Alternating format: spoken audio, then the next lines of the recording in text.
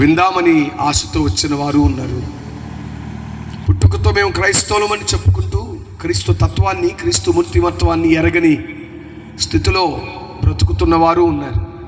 ఈ రాత్రి ఆనాడు చెదరిన విశ్వాసమందు స్థిరులై ఉన్న మొదటి శతాబ్దపు క్రైస్తవ్యానికి, విశ్వాసులైన నీ పిల్లలకు ధైర్యమును పరిశుద్ధాత్మనందలి బలమును వారికి అనుగ్రహించడానికి నీ సేవకుడైన అపోస్తలుడైన పౌలు ద్వారా పరిశుద్ధాత్ముడా మీరు రాయించిన లేఖలో మీరన్న మాట, యేసు క్రీస్తును గురించిన అనుభవ జ్ఞానము కలిగిన వారమై మేము ఉండాలని.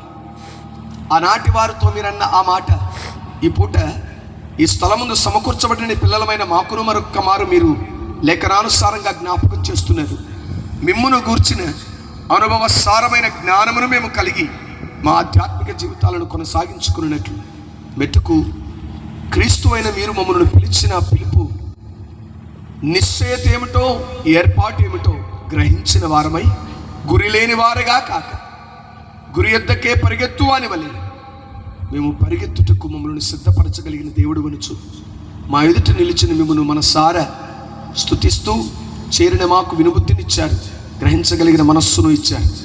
అవలంబించి క్రీస్తు అను మీ కుమారుని సంపూర్ణ స్వరూప స్వభావంలోనికి మలచబడినట్లు విధేయతను, వినమ్రతను, నడతను కలిగి ఉండ కృపణిస్తారని విరిగిన మనస్సుతో, నలిగిన హృదయంతో మమ్మల్ని మేము పరిపూర్ణ సబరపడుతూ మీకు అప్పగించుకుంటూ నిలిచిన వాని జ్ఞానం వెర్రితనమని ఒప్పుకుంటూ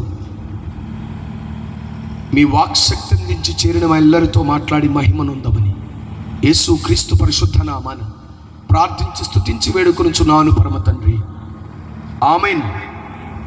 ప్రభునందు ప్రియ సహోదరి సహోదరులారా, అపోస్తలుడైన పేతురును పరిశుద్ధాత్ముడు ప్రేరేపించి రాయించినటువంటి పత్రికలో ఆరంభమందు ఆయన రాస్తూ కొన్ని ప్రాముఖ్యమైన సత్యాలు జ్ఞాపకం చేస్తూ ఉన్నాడు. ఈ రాత్రి దైవవాక్యపు వెలుగులో 3 ప్రాముఖ్యమైన విషయాలు మీ ఎదుటికి తీసుకుని వస్తాను. ఇలాంటి సభల ద్వారా ఇలా సువార్త కూడికలను ఏర్పరచడం వెనుక దేవుని ఉద్దేశం ఏంటి? ఉజ్జీవ సభలను ఏర్పరచడం వెనుక దేవుని ఉద్దేశం ఏంటి? లేదు గ్రామాలలో గ్రామ సువార్తను ప్రకటిస్తూ వీధులలో కరపత్రాలు పంచడం వెనుక దూషిస్తున్నా, దూషణ పాలవుతున్నా సిగ్గులేదా మీకు? బుద్ధి జ్ఞానాలు లేవా మీకు? ఎన్ని మార్లు చెప్పినా మా వీధుల్లోనికి రమ్మని ఎవడు చెప్పాడు మీకు?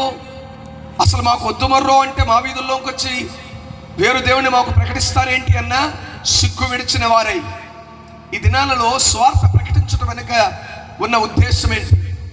స్వార్థకు ఆరాధ్యుడు అయిన ప్రభు అయిన యేసు క్రీస్తు యొక్క ఉన్నత ఆలోచన ఏంటి? ఈ రాత్రి దేవుని సన్నిధానంలో సభల ఆరంభ దినాన దైవ సన్నిధానానికి చేరవచ్చినటువంటి మనలను దేవుడు ఎందుకు పిలిచాడు, ఆ సత్యం అర్థం చేసుకోవడానికి ప్రయత్నం చేద్దాం. ప్రభునందు ప్రియమైనటువంటి వారలారా, సూటిగా ఓ ప్రశ్న మిమ్మల్ని నేను అడగనివ్వండి. మీరు మందిరాలకు వెళ్తున్నారు, అన్యులైనటువంటి మీ సహోదరులు మీరు పనిచేస్తున్న స్థలంలో ఏదో ఒక సందర్భం ముందు మిమ్మల్ని అడిగారు ఊరికే ఏమనంటే, మీరు ఆదివారం మందిరానికి ఎందుకు వెళ్తారు అన్నాడు. మీరు చెప్పే సమాధానం ఏంటి? స్కూల్లో ఉన్న పిల్లలను, స్కూల్కి వెళ్ళే వాళ్ళు మీరు స్కూల్కి ఎందుకు వెళ్తున్నారు అంటే జ్ఞాన సముపార్జన కొరకుని చెప్తారు. ఎందుకు మీరు స్కూల్కి వెళ్తున్నారు అంటే రానున్న భవిష్యత్ కాలంలో మా బ్రతుకులను భూమి మీద 5 ఏళ్ళు ఇబ్బందికరంగా కాకుండా క్షేమంగా మా నోట్లోనికి వెళ్ళడానికి, సమాధానకరంగా ప్రశాంతంగా బ్రతకడానికి, వాడి దగ్గర వీడి దగ్గర చేయి చాచి అర్థించాల్సిన దుస్థితి లేకుండా మా కాళ్ళ మీద మేము నిలబడి సంపాదించుకునే సామర్థ్యాన్ని సంపాదించుకోవడానికి పాఠశాలకు వెళ్తున్నామని వాళ్ళు రూఢిగా చెప్తారు. అయితే దేవునిని విశ్వసిస్తున్నామని చెప్పుకుంటూ మేము ప్రత్యేకమైనటువంటి జనాంగం అంటూ తోటివారితో చంకలు గుద్దుకుంటూ కాలర్లు పైకి ఎగరేస్తూ మాట్లాడేటువంటి క్రైస్తవులైనటువంటి మనం ఈ రాత్రి ఓ ప్రశ్న వేస్తున్నా. అన్ని జనులైన నీ సహోదరులు నిన్ను అడిగారు, what could be the possible reason behind attending church every Sunday? ప్రతి ఆదివారం దైవ మందిరానికి వెళ్ళడం వెనుక ఉన్న ఉద్దేశం ఏంటి అన్నారు. What is your answer? దేవుని మందిరానికి వచ్చిన చెల్లెళ్ళు, అక్కలు, అన్నలు, మీ సమాధానం ఏంటి? ఎందుకు దేవుని మందిరానికి వెళ్తున్నాం మనం? ఆదివారం కట్టుకున్నాం కాబట్టా, వెళ్ళాలి కాబట్టా? ఈ రాత్రి ఒక ఒకే మాట పేతురు గారు అంటున్నాడు, శ్రమలలో సైతం విశ్వాసమందు స్థిరులుగా నిలబడిన వారితో మిమ్మును ఆయన పిలిచిన పిలుపును ఏర్పాటును నిశ్చయం చేసుకోండి. Be assured, be confirmed of your call. మీరు ఎందు నిమిత్తమై పిలువబడ్డారో అది నిశ్చయపరచుకోండి. ఈ రాత్రి ఒక 15 రోజులు 20 రోజుల క్రితం దైవజనులు తమ్ముడు ప్రేమ్ నాకు కాల్ చేసి అన్నా, నేను మే మాసంలో మీటింగ్లు పెట్టాలనుకుంటున్నాను. మంచి తమ్ముడు, ప్రార్థన చేస్తానులే అన్నాను. ప్రార్థన చేయడం మాత్రమే కాదన్నా, నువ్వు సభలకు రావాలి అన్నాడు. సరే, ఎవరెవరిని పిలుస్తున్నావు అన్నా. మిమ్మల్నే పిలుస్తున్నాను, మీరే రావాలన్నాడు. నేనన్నాను, 2 రోజులు మీరే రావాలంటే నా వల్ల అవుతుంది తమ్ముడు, వేరొక దైవజనుని కూడా ఏర్పాటు చేయడానికి ప్రయత్నం చేద్దాం ప్రభు సన్నిధిలో ప్రార్థనా పూర్వకంగా అన్నాను. సరే అన్నా అన్నాడు. అయితే ఈ మాట ఎందుకు మీతో చెప్తున్నాను అంటే, తమ్ముడు నన్ను పిలిచినప్పుడు మీలా వచ్చి కొందరులా వచ్చి కూర్చుని వెళ్ళిపోవడానికి పిలవలేదు. పిలిచిన వాడు ఎందుకు పిలిచాడు అంటే, సభలలో దైవ వర్తమానాన్ని పంచుకోవడానికి మీరు రావాలి అన్నాడు. అంటే పిలవబడిన ఆ పిలుపు నిశ్చయిత ఏంటో నాకు తెలిసి వచ్చాను. ఇక్కడకు దేవునికి స్తోత్రం కలుగును గాక. నన్ను ఎందుకు పిలిచాడో, ఆ పిలుపు వెనుక తన నిశ్చయిత ఏంటో, తను ఎందుకు పిలిచాడో ఎరిగిన వాడనే వచ్చాను. ఇక్కడికి వచ్చి మీ మధ్య అటు ఇటు తిరగట్లా. ఎందుకు పిలిచాడో ఆ నిశ్చయిత ఎరిగిన వాడిని దైవ వాక్యం కొరకు మీదట నిలబడ్డాను. మరలా ప్రశ్నిస్తున్నా, క్రీస్తునందు పరమ తండ్రి అయిన దేవుడు మనలను పిలిచినాడు, ఎందుకు పిలిచాడు? రైట్. మీరు సమాధానం ఇవ్వకపోయినా ఈ రాత్రి మరొక్క మారు దైవ వాక్యపు వెలుగులోని నా సమాధానాన్ని చూడడానికి ప్రయత్నం చేద్దాం. ఎందుకో చెప్పనా దేవుని పిల్లలారా, నువ్వు ఎక్కడికో ప్రయాణం అవుతున్నావు. ఎక్కడికి వెళ్తున్నావు అంటే ఊరి మీదకి అంటే అర్థం ఉండదు. ఇలాంటి మాటలు మీ ఇంట్లో ఉన్న యవన పిల్లలు చెప్తారు. కాలేజీ నుంచి తిరిగి రాగానే వాడు నీట్గా తయారైపోయి బయలుదేరతాడు. ఎక్కడికి రాని అమ్మడుగుద్ది, బయటికి అంటాడు. ఆడు ఎక్కడికి వెళ్తున్నాడు ఆడికి నిశ్చయిత లేదు. ఎక్కడికి వెళ్తున్నావురా అంటే బయటికి. అదే ఎక్కడికి? బయటికి, ఎక్కడో దగ్గరికి. అంటే దైవ వాక్యం ప్రకారం చెప్పాలి అంటే, నిశ్చయత లేని క్రైస్తవుడు లంగరు లేని వాడలాంటి వాడు ప్రభునందు ప్రియులారా. నీ పిలుపు ఎందుకు? ఏ ఏర్పాటు ద్వారా ప్రభు అయినటువంటి దేవుడు నిన్ను తనవానిగా ప్రత్యేకించి పిలిచాడో ఆ ఉద్దేశం ఎరగకుండా క్రైస్తవులు ఉంటే వెళ్ళిపోతే లోకమందు వలె సామెత ఉంది, గుడ్డెద్దంట చేలో పడినట్టు అన్నట్లుగా ఈరోజు క్రైస్తవుడిగా నీ ఆధ్యాత్మిక ప్రయాణం ఎందుకు? మీలో కొందరు ఊరికే వాగేయమంటే వాగేస్తాం. ఎలాగో చెప్పనా, ఆళ్ళు తడుతున్నప్పుడు ఎందుకమ్మా వెళ్ళడం? సిగ్గులేని వాళ్ళలాగా ఇంట్లో కూర్చోవచ్చుగా. బయలుదేరి ఆళ్ళు పేడ నీళ్ళు చల్లుతుంటే, ఆళ్ళు బొట్లాడుతుంటే, ఆళ్ళు యేసుప్రభుని తడుతూ ఉంటే ఎందుకు మూసుకుని ఇంట్లో కూర్చొని మీ భక్తి మీరు చేసుకోవచ్చుగా. మనలో చాలామంది అలాంటి భక్తి పరులే. ఈ రాత్రి అసలు నేను పిలిచింది ఊరికి ఇంట్లో కూర్చోమని కాదు. సర్వాధికారి అయిన దేవుడు, ప్రభుల ప్రభుడు, కెరూబులు సెరాపులు మహాదౌత గణములు పరిశుద్ధుడు పరిశుద్ధుడు పరిశుద్ధుడు అంటూ రేయింపగళ్ళ స్తుతి గానాలు చేస్తుంటే వాటన్నిటిని విడిచిపెట్టి మన్నైన మానవుని దర్శించడానికి మహిమను విడిచి ఎందుకు వచ్చాడు? వచ్చినోడు నీ మట్టుకు నువ్వు కడుపులో చల్ల కదలకుండా హ్యాపీగా కూర్చోడానికి నిన్ను పిలిచింది. సర్వాధికారి అయిన దేవుని సన్నిధిలో శ్రమల కొలిమిలో ఉన్నటువంటి ఇశ్రాయేలులతో వారి శ్రమలను బట్టి వినండి, అయ్యో మీరు శ్రమ పడుతున్నారు అచ్చు అని జాలి పడుతూ రాయలేదు లెటర్. ఆ పత్రికలో వారి విశ్వాసాన్ని సవాల్ చేస్తూ సర్వాధికారి అయినటువంటి దేవుడు వారితో మాట్లాడుతూ అంటున్నాడు, ఈ శ్రమల వెనుక దేవుని ఉద్దేశం ఏంటో నీకు అర్థం కావాలి. పిలిచిన వాడు నిన్ను పిలిచిన పిలుపు వెనకైన స్థిరత్వం ఏంటో నీకు తెలియాలి అంటూ వారితో అంటున్నాడు, ఆయన మిమ్మల్ని పిలిచాడు. ఈ రాత్రి 3 మాటలు మీతో జ్ఞాపకం చేస్తాను. పరమ తండ్రి అనే దేవుడు అనగా భూమిని ఆకాశమును కంటికి కనిపించేదాన్ని కనిపించని సూక్ష్మమైనటువంటి వాటన్నిటిని నోటి మాట ద్వారా కలుగు చేసిన ఉన్నతమైనటువంటి దేవుడు నిన్ను పిలిచాడు అనే ఆధిక్యత ఆరంభమందు నీకు అర్థం కావాలి. ఆమేన్. ఈ రాత్రి ప్రభువును ప్రియమైనటువంటి వారులారా, మీలో కొందరు సహోదరుని ద్వారా ప్రత్యక్షంగా పిలువబడిన వారు కొందరున్నారు. మరికొందరు సభలు జరుగుతున్నాయని తెలిసి వచ్చిన వారు ఉన్నారు. అంటే ఈ దూరశ్రవణ యంత్రము ద్వారా దేవుడు మీలో కొందరిని పిలిచాడు, మరికొంతమందిని వ్యక్తిగతంగా పిలిచిన సందర్భము ఉంది. ఎందుకు పిలిచాడు? ఆయనను ఆరాధించడానికి వచ్చాం. చూద్దాం దైవ వాక్యములో ప్రభునందు ప్రియమైనటువంటి వారులారా, ఆరంభముందు మరల చెప్తున్నాను ఈ సత్యాన్ని. నిశ్చయత లేని క్రైస్తవుడు ఎందుకు పిలువబడ్డావో తెలియకుండా, ఎటు వెళ్తున్నావో తెలియకుండా, ఎందుకు దేవుని మందిరానికి వెళ్తున్నావో తెలియకుండా దేవుని వెంబడించడం ఎందుకు కొరగాని భక్తి జీవితం అయిపోద్ది. అది లంగరు లేని వాడ లాంటిది. సముద్రంలో ఉండేటువంటి వాడకు లంగరు ఉండాలి. అంటే నదులలో కానీ చెరువుల్లో కానీ ఉండేటువంటి పడవ అలా వదిలేస్తే ఏ గాలి వస్తే ఆ గాలికి కొట్టుకుపోతుంది. లంగరు అంటే బరువైనటువంటి ఒక ఇనప ముక్కో ఓ రాయో ఆ పడవకు తాడు కట్టి నీటిలో వదిలేస్తాడు. వదిలినప్పుడు ఏ గాలి ఎటు వచ్చి కొట్టినా అది ఎటు నుంచి ఎటు వెళ్ళినా ఉన్న చోటే ఉంటుంది ఆ పడవ. అంటే నిశ్చయత లేని వాడు, లంగరు లేని వాడని ఎందుకన్నాను అంటే, ఇటు నుంచి గాలి వచ్చి కొడితే ఇటు వెళ్ళిపోద్ది, అటు నుంచి గాలి వచ్చి ఆ వాడను కొడితే అటుపోద్ది. చివరికి దాని బ్రతికేంట్రా అంటే ఓ బండకు తగిలి బద్దలైపోవడమే. క్రీస్తునందు పిలువబడినటువంటి మనం ఎందుకొరకు పిలువబడ్డామో తెలియకుండా గుడ్డెద్దు చేలో పడినట్టుగా అందరూ భక్తి చేస్తున్నారు అని లోకములో ఒక డైలాగ్ ఉంటుంది, గుంపులో అన్నట్లుగా సర్వాధికారి అని దేవుడు నిన్ను అలా పిలవలా. మహోన్నతుడైనటువంటి దేవుడు ఒక గురి కలిగి నిన్ను పిలిచాడు. అది ఏమిటో ఈ దినానికి జ్ఞాపకం చేస్తాను. అంటే దేవుడు మనకిచ్చిన ఆధిక్యత ఏంటో చెప్తాను. దాన్ని రిథమికల్గా 3 మాటల్లో మీతో చెప్తాను. పరమ తండ్రి అయిన దేవుడు కుమారుడైన క్రీస్తు ద్వారా మనలను విడిపించి, అనగా పాపపు శాపము నుండి చికట కలిగిన పాపపు దొంగ ఊబిలో నుండి మనల్ని లేవనెత్తి ఆయన మనకిచ్చిన భాగ్యమును జ్ఞాపకం చేస్తాను. ఏమిటా భాగ్యం అంటే ఆయన మనలను పిలవడమే. దేవునికి స్తోత్రం కలుగును గాక. భాగ్యాన్ని జ్ఞాపకం చేస్తాను. పిలిచిన వాడు బహుమానం కొరకు పిలిచాడు అనే సత్యాన్ని మీదకు తెస్తాను. భాగ్యం ఇచ్చాడు, భాగ్యం ఇచ్చిన వాడు బహుమానం ఇస్తానంటున్నాడు.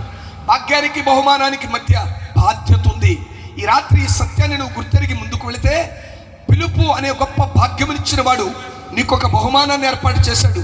ఆ బహుమానం ఏంటో చెప్తాను.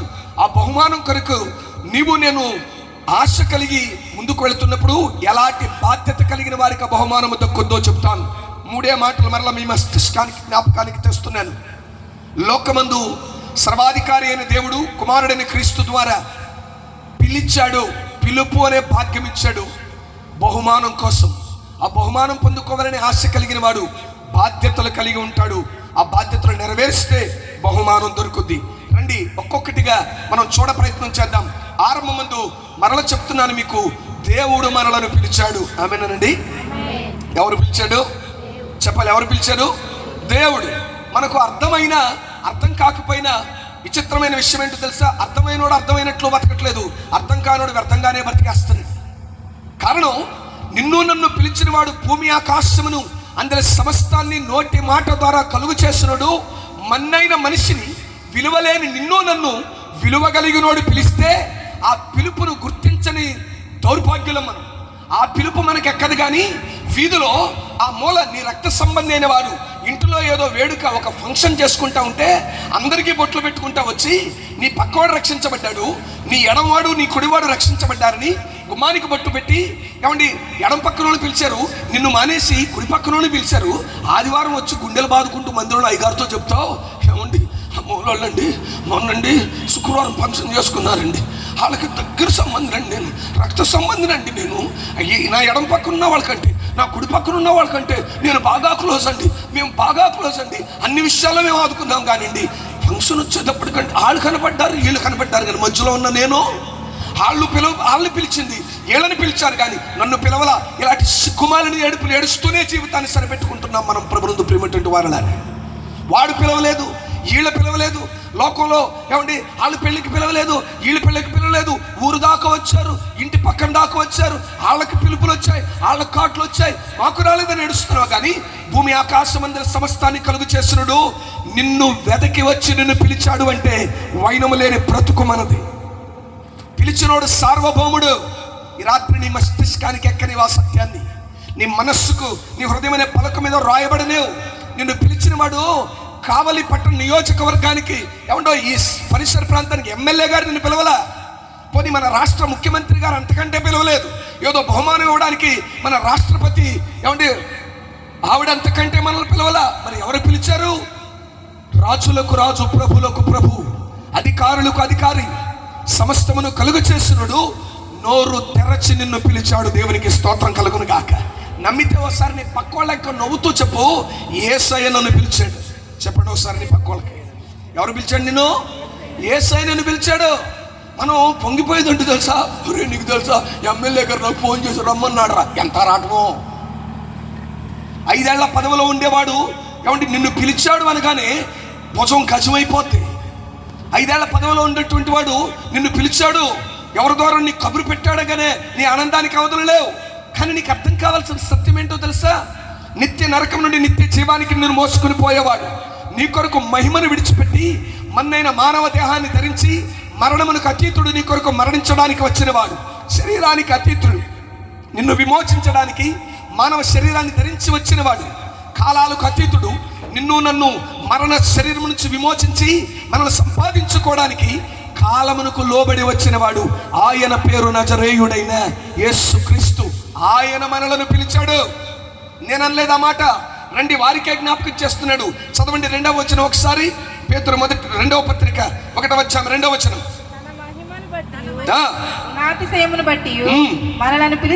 మనలను పిలిచినవాడు. చాలు, ఉందా పిలుపు? ఏ స్థితిలో ఉండగా నిన్ను పిలిచాడు? ఏమండోయ్, మనలను పిలిచినవాడు అనగానే ఇప్పుడు మీలో కొందరు కాస్త కళ్ళు తెరిచిన వారే, అవును దేవుడు మమ్మల్ని పిలిచాడు, నన్ను కాబట్టి పిలిచాడు. ఊరి మీద నాకంటే ధనవంతులున్నా, నాకంటే అందగత్తెలు అందగాళ్ళున్నా, నాకంటే సొగసరులున్నా, నాకంటే జ్ఞానవంతులున్నా వాళ్ళకి లేని పిలుపు నాకు వచ్చిందని అతిశయపడమాక. నీ జ్ఞానాన్ని బట్టో, నీ అందచందాన్ని బట్టో, నీ వివేక హృదయాన్ని బట్టో దేవుడు నిన్ను పిలవలా. ఎలాంటి వాళ్ళని పిలిచాడు? నువ్వు నేను ఏ స్థితిలో ఉంటే పిలిచాడు అంటే, రా కొరింథీ మొదటి పత్రిక 1వ అధ్యాయం 26వ వచనంలో దేవుడిని పిలుపుని జ్ఞాపకం చేస్తున్నాడు. కొరింథీ సంఘానికి రాస్తున్న మొదటి పత్రిక 1వ అధ్యాయం 26వ వచనం. సహోదరులారా మిమ్మును పిలిచిన పిలుపును చూడండి. మీలో లోకరీతిని జ్ఞాని అయినను కనులైనను గొప్ప వంశము వారైనను అనేకులు పిలవబడలేదు గాని ఏ శరీరియు దేవుని ఎదుట అతిశయించకుండునట్లు జ్ఞానులను సిగ్గుపరచుటకు లోకములో నుండి వెర్రి వారిని దేవుడు ఏర్పరచుకుని ఉన్నాడు. బలవంతులైన వారిని సిగ్గుపరచుటకు లోకములో బలహీనులైన వారిని దేవుడు. మనలో కొందరు అనుకుంటాం, లక్షలు కలిగిన వాడు దేవుడు పిలుచుకుంటే సువార్త గట్టిగా చేసేవాళ్ళు కదండి. మరి దేవుడికి డబ్బు కలిగిన వాడితో పని లేదురా. జ్ఞాని అయినటువంటి వారితో దేవునికి పనిలే. నీకున్న తలాంతుని బట్టి అనుకోమాకు. నేను టాలెంటెడ్ కాబట్టి దేవుడు నన్ను ఏర్పరచుకున్నాడు. నేను కాబట్టి పాటలు పాడతాను కాబట్టి నన్ను రక్షించుకున్నాడు. నేను కాబట్టి సాక్ష్యం అద్భుతంగా చెప్తాను కాబట్టి నన్ను విమోచించుకున్నాడు. నేను కాబట్టి ఊరు సందు తిరిగి స్వార్థ ప్రకటిస్తాను కాబట్టి తలాంతుంది కాబట్టి నన్ను పిలుచుకున్నాడంటే కాండ్రించి చూసేస్తాడు ఆయన. నీలో నాలో ఏదో ఆధిక్యత ఉందని పిలవలా. ఆయన ఏర్పాటు, ఆయన సంకల్పం అచంచలమైన మన ఎడల ఆయన కలిగిన ప్రేమ మనలను పిలిచింది. దేవునికి స్తోత్రం కలుగును గాక. అతిశయించేవాడు ఎవడైనా ఉన్నాడా? వాడు అతిశయించవలసింది దేని బట్టి అంటే, ఏమీ లేని నన్ను, పురుగు వంటి నన్ను సర్వాధికారి అయిన దేవుని కృప, దేవుని ప్రేమ ప్రేమించి ఈ ఆధిక్యతనిచ్చిందని ఆయనలో ఆనందించాలి. దేవునికి స్తోత్రం కలుగును గాక. గుర్తుంచుకో, నీకు ఆయన ఇచ్చిన గొప్ప భాగ్యం ఆయన పిలుపు.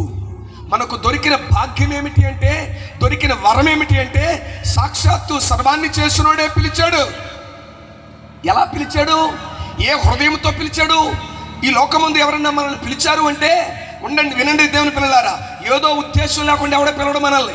ఊరికే పిలుస్తారా? అప్పుడప్పుడు ఎవరన్నా మనల్ని ఫోన్ చేస్తే అంటాం, ఊరికే ఫోన్ చేయరు మహానుభావులు, ఎందుకు ఫోన్ చేశారో.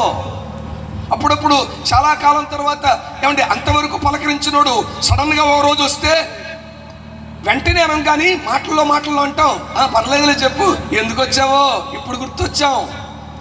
ఏ ఆలోచన లేకుండా మనుషుడు తోటి వాని దగ్గరికి రాడు, దేవుని దగ్గరికి కూడా మనుషుడు అట్లా రాడు. కానీ నీకు సంగతి తెలుసా? నిన్ను పిలిచినోడు ఎలాంటి ఉద్దేశంతో పిలిచాడు, ఏ తలంపు కలిగిన వాడే నిన్ను పిలిచాడు. మరలా చెప్తున్నా, లోకంలో లాభాన్ని అపేక్షించి నిన్ను పిలిచేవారు ఉంటారు. నీతో సావాసం చేస్తే ఏదో దొరుకుద్ది, నీతో సాంగత్యం చేస్తే, నీతో మాట కలిపి కాస్త కొన్ని రోజులలా కలిసి జీవిస్తే నీ వల్ల నాకు ప్రయోజనం ఉందంటేనే నీతో సావాసం చేస్తారు. కానీ ప్రభువుల ప్రభువు చికటగలిగిన దొంగ ఊబిలో ఉన్నటువంటి నిన్ను నన్ను ఏ ఉద్దేశంతో పిలిచాడు? అసలు ఆ పిలుపు ఎంత పరిశుద్ధమైందో తెలుసా? ఎలాంటి ఉన్నతమైందో తెలుసా? రండి మనం చూడ ప్రయత్నం చేద్దాం. మనల్ని పిలిచిన వాడు ఏమండి సామాన్యులైనటువంటి మనల్ని పిలిచాడు కదా. ఏ పిలుపుతో పిలిచాడు? ఏ హృదయ ఆలోచన అంటే, ఎలాంటి హృదయ స్థితిలో నుండి సర్వాధికారి అయిన దేవుడు మనల్ని పిలిచాడు?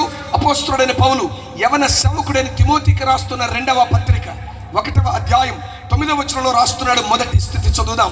తిమోతికి రాస్తున్న 2వ పత్రిక 1వ అధ్యాయం 9వ వచనంలో మన పిలుపును జ్ఞాపకం చేస్తున్నాడు. మన క్రియలను బట్టి కాక తన స్వకీయ సంకల్పమును బట్టి అనాది కాలములే క్రీస్తు యేసునందు మనకు అనుగ్రహించబడినది క్రీస్తు యేసును మన రక్షకుని ప్రత్యక్షత వలన బయలుపరచబడినది తన కృపను బట్టి మనలను రక్షించి పరిశుద్ధమైన పిలుపుతో ఆయన మనల్ని పిలిచాడు. అండర్లైన్ చేసుకోండి ఆ మాట. ఏ క్రమాన్ని పిలిచాడు? మనల్ని పరిశుద్ధమైన పిలుపుతో పిలిచాడు. హృదయంలో ఏదో దాచుకుని పిలవలేదు సుమా. లాభాన్ని అపేక్షించి నేను పిలవలా. నీవు నేను ఏదో ఆయన ఉద్ధరించేస్తామని ఆయన మనల్ని పిలవలేదు. కాస్త ఈ రాత్రి కఠినంగా అనిపిస్తున్నాయేమో మాటలు వినండి దేవుని పిల్లలారా. మనలో కొందరు నిమ్మకు నీరెత్తినట్లుగా రక్షించబడ్డామే కానీ ఎందుకు రక్షించబడ్డామో తెలియకుండా నా మట్టుకు నేను బతికేస్తున్నాను కదా అని బ్రతికేస్తున్నావు. ప్రభువైన దేవుడు ఓ ఉపమానం చెప్పాడు. ఓ యజమానుడు వెళ్ళిపోతూ తన పనివారిని పిలిచి ఒకడికి 5 తలాంతులు ఇచ్చాడు, మరొకడికి 4 ఇచ్చాడు, ఇంకొకడు 1 ఇచ్చాడు. మనలో చాలా మంది 1 ఇచ్చిన వాళ్ళలాగా ఉన్నాం. మనం సర్వాధికారి అయిన దేవుడు ఇచ్చిన తలాంతును వెచ్చిద్దాం. రేపు ఆయన వచ్చినప్పుడు ఆయన కొరకు కనీసం ఒక్కడినైనా సంపాదించడానికి సర్వాధికారి అయిన దేవుని ఎదుట నిలబడదాం. చెబుదాం ఆయనకు రానున్న దినాలలో ఆయన న్యాయపీఠం ఎదుట మనం నిలబడినప్పుడు, ప్రభువా ఆ వీధిలో సువార్త ప్రకటించానయ్యా, రక్షణ పొందకపోతే నేనేం చేయగలనయ్యా? పరపచ్చాలు లేని మనస్సుతో నువ్వు చెప్పిన దాన్ని బట్టి నువ్వు పిలిచిన పిలుపుని ఎరిగిన వాడినై ఇచ్చిన భాగ్యాన్ని భూమిలో పాతిపెట్టక సాక్ష్యాన్ని సువార్తను వీధుల్లో తిడుతున్నా ప్రకటించాను బాబు అంటే ఆ వీధిలో వాళ్ళని న్యాయపీఠం ఎదుట నిలబడినప్పుడు లెక్క అడుగుతాడా ఆయన? దేవునికి స్తోత్రం కలుగును గాక. ప్రభునందు ప్రియమైనటువంటి వారులారా, నిన్ను పిలిచినోడు పరిశుద్ధమైన పిలుపుతో పిలిచాడు. హృదయంతరంగంలో ఏదో ఉద్దేశించి పిలవలా, లాభాపేక్షతో నిన్ను పిలవలేదు. పరిశుద్ధతను నీకు ఇవ్వడానికి, పాపిపైన నిన్ను మహోన్నతుడైన దేవునితో సమానునిగా సమవారసునిగా కుమారుడైన క్రీస్తుతో సింహాసనం మీద కూర్చుండబెట్టడానికి. నోటి మాట సరికాదు మనది, హృదయ తలంపు సరికాదు, మన తీరుతనులే బాగోలేదు. అటువంటి మనలను నమ్మి పరిశుద్ధమైన పిలుపుతో పిలిచాడు సర్వాధికారి అయినటువంటి దేవుడు. పరిశుద్ధత అంటే ఏంటో తెలుసా? అంతటా, అందరిలో, అన్నింటా ప్రత్యేకించబడుటయే పరిశుద్ధత. మరలా చెప్తున్నాను, పరిశుద్ధమైన పిలుపు అంటే అర్థం అంతటా, అందరిలో, అన్ని విషయాలలో ప్రత్యేకించబడుట. అందుకే సర్వాధికారి అయిన దేవుడు అపోస్తలుల కార్యగ్రంథంలో మనలను పిలిచిన విధానం, ఆయన సువార్త ద్వారా ఎలా పిలుచుకుంటాడో తెలుసా? అక్కడ చెబుతూ 2వ అధ్యాయం 37, 38, 39 వచనాల్లో అంటాడు, మూర్ఖులకు ఈ వంకర తరమునకు వేరై ఏమవ్వాలంట? ప్రత్యేకించబడుట అంటే వేరు కాబడుట. నిన్ను నన్ను పిలుచుకున్నాడు, ప్రత్యేకించి పిలిచాడు. అందుకే ఇందాకడే చెప్పాను, నలుగురితో అనలేదు ఆయన, గుంపుతో అనలేదు, ప్రత్యేకించుకున్నాడు. He has consecrated you for his glory. నిన్ను నన్ను మనలను ప్రత్యేకమైనటువంటి రీతిలో ప్రత్యేకించి, పరిశుద్ధత అంటే ప్రత్యేకించబడుట. కొరింథీ 2వ పత్రిక 6వ అధ్యాయం 18లోనూ ఆ మాట మరొక్కసారి సూటిగా చెప్తున్నాడు ఆయన. కొరింథీ 2వ పత్రిక 6:18 అంటాడు, మనము జీవము కలిగిన దేవుని ఆలయమై ఉన్నామనియు అందుకు దేవుడు ఇలాగూ సెలవిచ్చుచున్నాడు, నేను వారిలో నివసించి సంచరిస్తాను, నేను వారి దేవుడనై ఉంటాను, వారు నాకు ప్రజలై ఉంటారు అని. అందుచేత అంటాడు, మీరు బయలు వెడలి వారికి వేరై ప్రత్యేకంగా బ్రతకండి. నిన్ను నన్ను పిలిచింది పరిశుద్ధమైన పిలుపుతో పిలిచాడు, ప్రత్యేకించుకొని పిలిచాడు. మరల వెళ్ళి ఆ బురదలో కలిసిపోమని కాదు, మరల వెళ్ళి ఆ రుచి అంటించుకోమని కాదు. విమోచించిన దేవుడు ప్రత్యేకంగా బ్రతకడానికి మనల్ని పిలిచాడు. రెండవది, ఆ పిలుపులో ఉన్న ఔన్నత్యం ఏంటో జ్ఞాపకం చేస్తున్నాను. నేను మొదటి మాట దగ్గరే ఉన్నాను, భాగ్యం అనే మాట. భాగ్యం అనగా దేవుడు మనల్ని పిలవడమే మనకు ఇచ్చిన గొప్ప ఆధిక్యత, గొప్ప భాగ్యం. ఎలాంటి పిలుపుతో పిలిచాడు? పరపచ్చాలు లేని మనస్సు కలిగినోడు పరిశుద్ధమైన పిలుపుతో నిన్ను ప్రత్యేకించుకుని పిలిచాడు ఆయన. రెండవది, ఎలాంటి పిలుపుతో పిలిచాడు? ఫిలిప్పీ పత్రిక 3వ అధ్యాయం 14వ వచనాన్ని చూస్తే, ఫిలిప్పీ పత్రిక 3వ అధ్యాయం 14వ వచనంలో పౌలయ్య జ్ఞాపకం చేస్తున్నాడు ఆ పిలుపులో ఉన్నటువంటి ఔన్నత్యం. క్రీస్తు యేసునందు దేవుని ఉన్నత పిలుపునకు కలుగు బహుమానమును పొందవలనని గురి యొద్దకే పరిగెత్తుచున్నాను. చాలు. ఎలాంటి పిలుపో తెలుసా? రెండవది, ఉన్నతమైన పిలుపు. చెప్పండి, ఎలాంటి పిలుపు అంటే అది? ఎందుకో తెలుసా? అది ఉన్నతమైంది. ఉన్నతుడైన దేవుడు నీ కొరకు అత్యున్నత సింహాసనాన్ని వీడి దిగివచ్చి మన్నైన నిన్ను పిలుచుకున్న ఉన్నతమైన పిలుపది. ఆ పిలుపే ఉన్నతమైంది. ఆయన ఆలోచనలు ఉన్నతమైనవి. ఉన్నతమైన పిలుపుతో పిలిచినోడు భూమి మీద ఏదో గొప్ప ఉద్యోగాన్ని నువ్వు వెలగబెట్టాలని కాదు. ఉన్నతమైన పిలుపుని నిన్ను పిలిచిన వాడు భూమి మీద ఉన్న నువ్వు పరలోకానికి నువ్వు సిద్ధపడి నీతో మరి కొంతమందిని పరలోక రాజ్యానికి సిద్ధపరిచే పని కొరకు దేవునికి స్తోత్రం కలుగును గాక. అది ఉన్నతమైన పిలుపు. రాస్తూ అన్నాడు, ఉన్నతమైన ఆ పిలుపుకు బహుమానం కూడా ఉందంట. అందుకే అన్నాను, భాగ్యం ఉంది. భాగ్యం ఇచ్చినోడు ఏమిస్తాడు? బహుమానం ఇస్తాడు. నిన్ను పిలిచినోడు బహుమానం కోసం పిలిచాడు. పరిశుద్ధమైన పిలుపు అనగా ప్రత్యేకించి పిలుచుకున్నాడు. రెండవది, ప్రభునందు ప్రియమైనటువంటి వారులారా, మీరు అనుకుంటున్నారు చాలామంది, ఒకప్పటి వాళ్ళు మమ్మల్ని కులం అనేటువంటి దాంతో మమ్మల్ని ప్రత్యేకించేశారు బాబా, ఊరు మూలకు తోలేశారు బాబు. అది దేవుని ప్రణాళికరా. నువ్వు ఊరిలో ఉంటే దేవుని గుర్తెరగలేవు. దేవుని లక్షలు కలిగిన వారు ఏమంటే లోకమందు గొప్ప కులస్తులు అనుకుంటున్న వారికి అందనోడు సర్వ సృష్టికర్త నీకు దొరికాడు. దేవునికి స్తోత్రం కలుగును గాక. ఆయన నీకు అందాడు. అంతకంటే భాగ్యం ఏంట్రా నీకు? నువ్వు ప్రత్యేకించబడ్డావు. ప్రత్యేకతలోని ఉండగా సర్వాధికారి అయిన దేవుడు దీనత్వంలో ఉన్నటువంటి నీ కొరకు ఆయన దిగివచ్చాడు. దేవునికి స్తోత్రం కలుగును గాక. ప్రత్యేకించి పిలిచాడు. రెండవది, ఉన్నతమైన పిలుపుతో పిలిచాడు. మూడవది, ఆ పిలుపు యొక్క ఉన్నత్యం ఎలాంటిదో తెలుసా? హెబ్రీ పత్రిక 3వ అధ్యాయం 1వ వచనంలో రాస్తాడు. హెబ్రీ పత్రిక 3వ అధ్యాయం 1వ వచనంలో, ఇందువలన పరలోక సంబంధమైన పిలుపు. చాలు. ఏ పిలుపు? మూడోది, పరలోక సంబంధమైన పిలుపు. అంటే నిన్ను పిలిచినాడు భూమి మీద నేల చూపులు చూడడానికి పిలవలా. అందుకే కొలస్సీ పత్రిక 3వ అధ్యాయం 1వ వచనంలో రాస్తాడు, మీరు క్రీస్తుతో కూడా లేపబడిన వారైతే పైనున్న వాటినే వెదకండి. క్రీస్తు వలన క్రీస్తునందు లేపబడిన వాడి చూపు పైనున్న వాటి మీదే, పర సంబంధమైన వాటి మీదే. అంతేగాని భూమి మీద కాదండి. చచ్చే వరకు భూమి మీదే, భూమినే చూసుకుంటూ బతికే ఓ జీవి ఉంటుంది. ఏంటా జీవి? చచ్చేదాకా నేల చూపేదానికి పంది. దేవునికి స్తోత్రం. చచ్చేదాకా అది దాని చూపు నేల చూపే. జంతు సైకాలజీని అధ్యయనం చేసిన ఒక ఆయన అన్నాడు, పంది పిల్లలను పెడితే కంపెడు పెడుతుంది.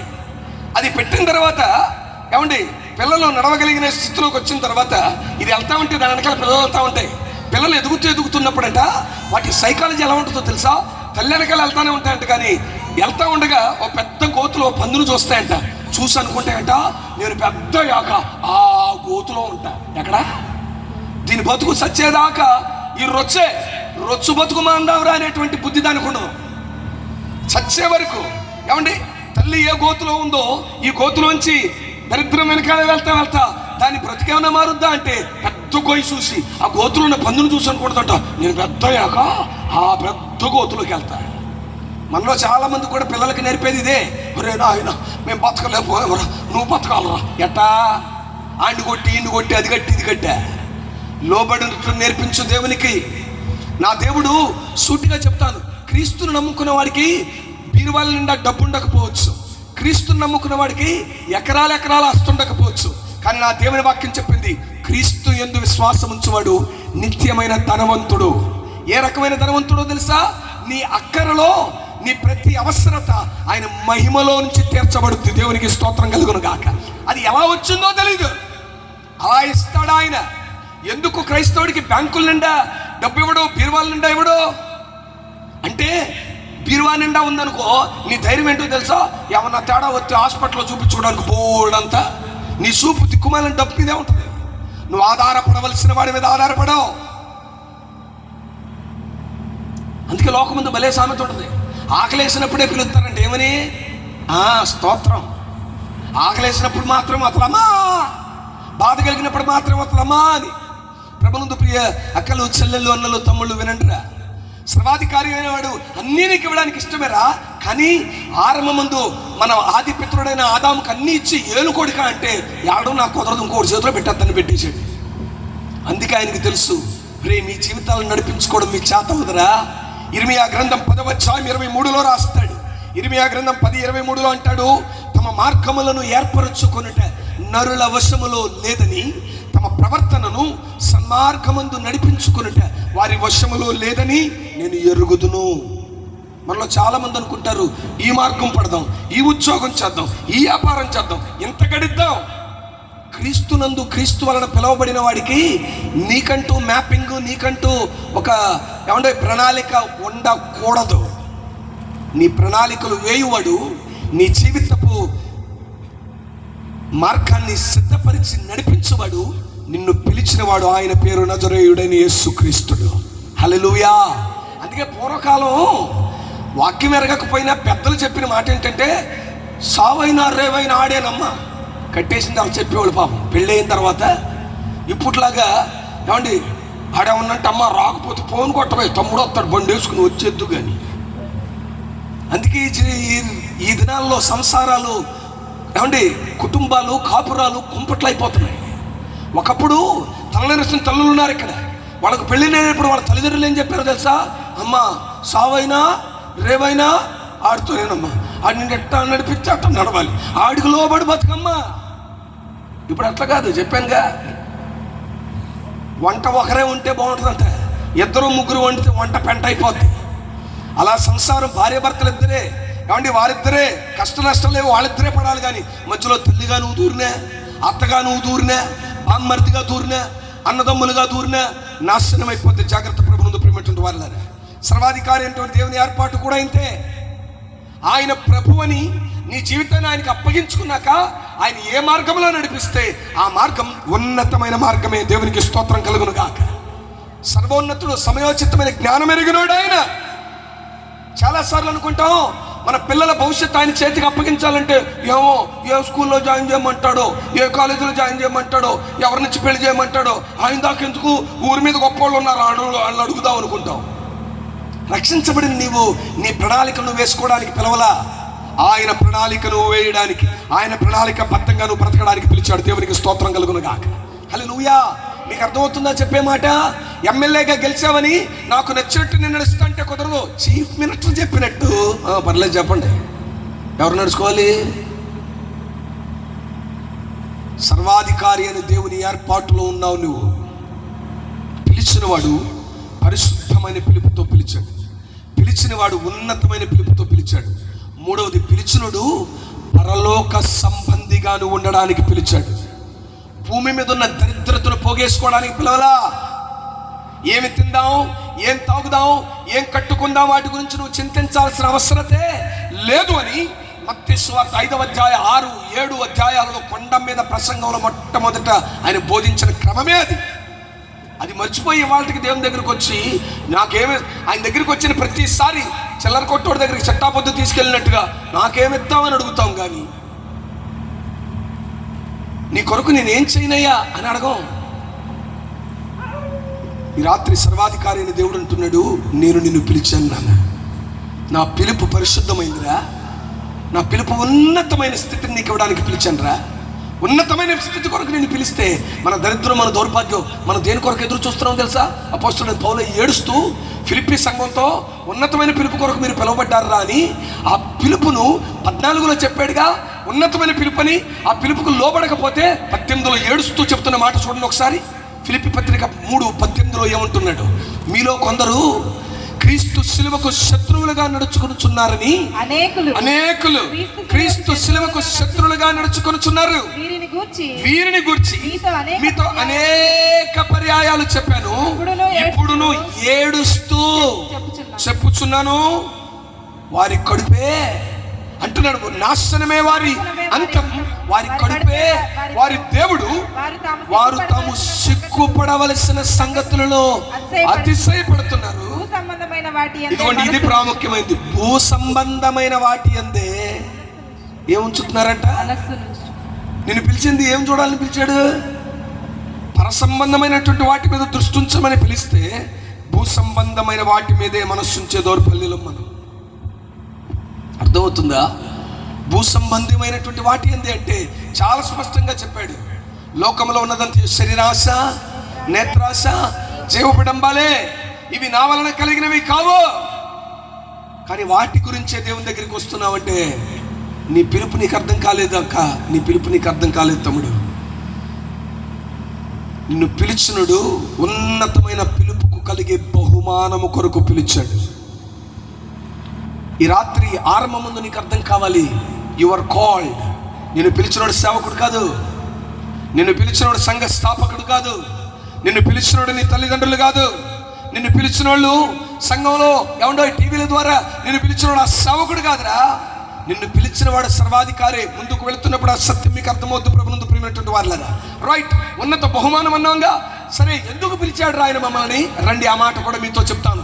ఎందుకు పిలిచాడు అంటే, 2వ పత్రిక ఆరంభంలో చెప్పినాడు, 1వ పత్రిక ముగింపులో చెప్పాడు ఎందుకు పిలిచాడు. అది మీరు మర్చిపోతున్నట్టున్నారా? మరొక్కసారి మీ పిలుపును, మీ ఏర్పాటు నిశ్చయపరచుకోండి అంటూ 2వ పత్రిక రూఢిగా వాళ్ళతో రాస్తున్నాడు. చదువుదాం రండి. పేతురు 1వ పత్రిక 5వ అధ్యాయం 10వ వచనం. ఏ బహుమానం కొరకు దేవుడు నిన్ను పిలిచాడు?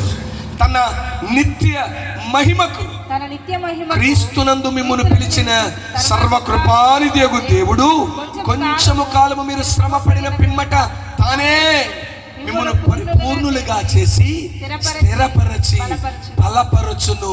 యుగ యుగములు ప్రభావమాయనకు కలుగును గాక. చప్పట్లు కొట్టు దేవునికి స్తోత్రం కలుగును గాక. ఎందుకు పిలిచాడురా? ఆ ఉన్నతమైన పిలుపుకు కలిగే బహుమానం కోసం. ఏంటా బహుమానం అంటే నిత్య మహిమ. ఆమేన్. ఎందుకు పిలిచాడు చెప్పండి?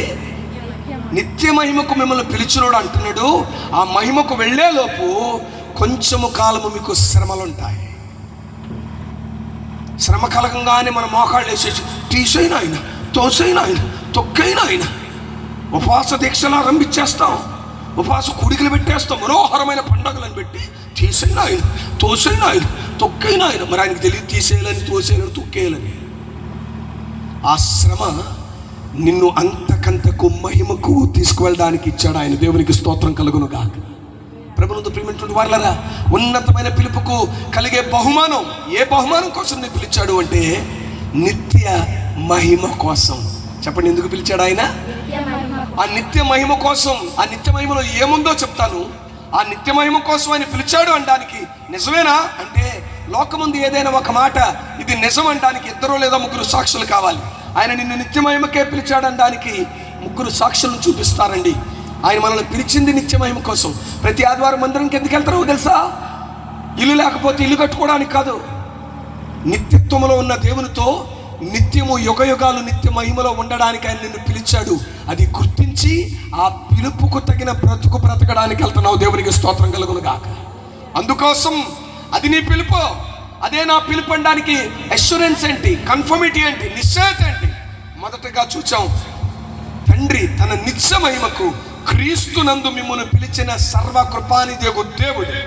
సాక్ష్యం మొదటి దేవుడే అంటున్నాడు, నేను క్రీస్తుని నా కుమారుని మిమ్మల్ని పిలిచింది నిత్య మహిమ కోసం అన్నాడు. సరే, మహిమను విడిచి మానవ శరీరాన్ని ధరించి భూమి మీదకి వచ్చిన ప్రభువైన యేసుక్రీస్తు వారు స్వార్థ ప్రకటించడం మొదలుపెట్టి ఎందుకు పిలిచాడు అన్నాడు.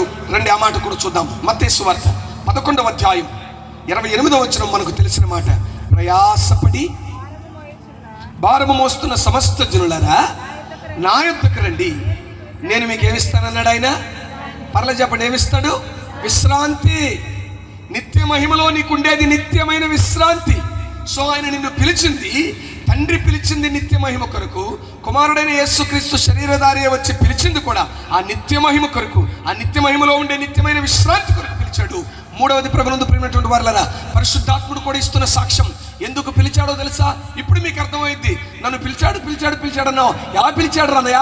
రా, ఆ పిలిపే చెప్తున్నాడు ఆయన.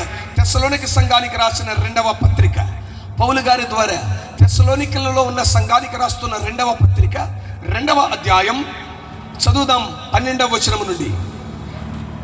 ఇందుచేత సత్యమును నమ్మక 13 చదువురా. ప్రభువు వలన ప్రేమించబడిన సహోదరులారా, ఆత్మ మిమ్మల్ని పరిశుద్ధపరచుట వలనను మీరు సత్యాన్ని నమ్మడం వలన రక్షణ పొందుటకు దేవుడు ఆది నుండి ఏర్పరచుకొనెను కనుక. ఆగండి. ఆరంభంలో మీ పిలుపును మీ ఏర్పాటును నిశ్చయం చేసుకోండి అన్నాను. పిలుపు ఏంటంటే నిత్య మహిమ. ఏ ఏర్పాటు ద్వారా నిత్య మహిమనిస్తాడు అంటే రక్షణ అనే ఏర్పాటు ద్వారా. ఆమేన్, ఆమేన్. రక్షణ అనే ఏర్పాటు ద్వారా నిత్యత్వపు నిత్య మహిమ కొరకు నిన్ను ఏర్పరచుకున్నాడు. నిన్ను పిలిచింది నిత్య మహిమ కొరకు. ఆ నిత్య మహిమను ఎవరు సంపాదించగలరంటే రక్షణ అనే ఏర్పాటు గుండా వెళ్ళిన వారు. సో నీ ఏర్పాటు రక్షించబడుటకు, నీ పిలుపు నిత్య మహిమ కొరకు. పిలువబడ్డానని ఏర్పాటు లేకుండా నిత్య మహిమ కొరకు ఎదురు చూస్తే నిష్ప్రయోజనమే. ముందుకెళ్దాం, చదవరా తల్లిగా. కనుక నేను మిమ్మును బట్టి ఎల్లప్పుడూ తెస్సలోనిక 2వ పత్రిక 2వ అధ్యాయం 14వ వచనం 13-14 చదువుతుంది. చదవనా? 14వ వచనం చదువు. కృతజ్ఞతాస్తుతులు చెల్లింపబద్ధులమై ఉన్నాము. మీరు ఇలాగున రక్షింపబడి మన ప్రభువైన యేసుక్రీస్తు యొక్క మహిమను అండర్లైన్ చేసుకోండి. మన ప్రభువైన యేసుక్రీస్తు యొక్క మహిమను పొందవలెనని ఆయన అదుగోండి మా సువార్త వలన మీరు ఎలా పిలబడ్డారు తెలుసా? స్వార్థ. ఆ స్వార్థ అయితే పాస్టర్ గారి ద్వారానో లేకపోతే కరపత్రిక ద్వారానో హాస్పిటల్ మీద మూలుగుతూ ఉంటే పక్కన్న పేషెంట్ అటెండెంట్ వచ్చి యేసుబాబు నమ్ముకో బాబా అంటేనో, లేకపోతే హాస్పిటల్లో బ్యాగులు తగిలించుకుని సంఖలో సంచులు తగిలించుకునేది వరకు పాపం పాస్టర్ వాళ్ళు తిరిగి వాళ్ళు ప్రార్థన చేయడానికి. వాళ్ళు వస్తే వాళ్ళ దగ్గర యేసుబాబుని గురించి తెలుసుకున్నాం. రక్షణ సువార్త వలన ఆయన మనలను పిలిచాడు. దేవునికి స్తోత్రం కలుగును గాక. ఎందుకు పిలిచాడు? 3 స్థలాలలో ఆయన పిలుపు ఒకటే, నిత్యమైన మహిమకు. యేసయ్య అన్నాడు, ఆ నిత్యమైన మహిమలో ఉన్న నిత్య విశ్రాంతి కొరకు పిలిచాను. పరిశుద్ధాత్ముడు అంటున్నాడు, క్రీస్తు యేసు ఉన్న ఆ మహిమ కొరకు మా సువార్త వలన మీరు పిలువబడ్డారు. సో రిమెంబర్, మనం పిలువబడింది మహిమ కొరకు పిలువబడ్డాం. మహిమ కొరకు అని నేనంటే మీరు కరెక్ట్ చేయాలి. మహిమ కోసం కాదు, నిత్య మహిమ అనాలి. ఏ మహిమ కోసం? ఎందుకో చెప్తా. సృష్టి ఆరంభం ముందు దేవుడు మనందరికీ మహిమనిచ్చాడు. తెలుసా మీకు సంగతి? సృష్టి ఆరంభం ముందు ఆయన పోలిక, ఆయన స్వరూపాన్ని ఇచ్చినటువంటి దేవుడు ఆయన మహిమ కూడా మనకిచ్చాడు. ఆ మహిమను కోల్పోయిన మనల్ని తిరిగి కల్వరి యాగము ద్వారా మహిమ కిరీటాన్ని ధరించినడు. నిత్య మహిమ కొరకు మనల్ని పిలిచాడు. సృజించినప్పుడు మహిమనిచ్చాడు, కోల్పోతే మరెన్నడూ కోల్పోని నిత్య మహిమనిచ్చాడు. అది మీకు అర్థమయ్యేటట్టు చెప్తారండి. ఆరంభం ముందు మనకు మహిమ ఉందా? 8వ కీర్తన 4వ చరణం, కీర్తనల గ్రంథం 8వ కీర్తన 4వ చరణంలో అంటాడు, నరమాత్రుని జ్ఞాపకం చేసుకోవడానికి వాడు ఏ పాటివాడు? చదవండి. మనుష్యుని జ్ఞాపకం చేసుకోవడానికి వాడు ఏ పాటోడు? నీవు నరపుత్రుని దర్శించుటకు వాడు ఏ పాటోడు? దేవుని కంటే వారిని కొంచెం తక్కువగా చేసి ఉన్నావు. మహిమా ప్రభావములతో, అదిగోండి ఆ మాట వినండి, మహిమ ప్రభావములతో వానికి కిరీటము ధరింపజేసి ఉన్నావు. అంటే సృష్టి ఆరంభం ముందు మానవునికి మహిమ ఉందా లేదా? చెప్పాలి. ఉందా లేదా? మహిమ ఉంది కాబట్టే సింహాన్ని పిలిచి నిన్ను సింహం అంటారంగానే అయ్యగారు సరే అని తోక ఊపిందే ఆదాం ముందు. కుక్కని పిలిచి నిన్ను కుక్క అంటారంటే తోక ఊపుంటూ వచ్చింది.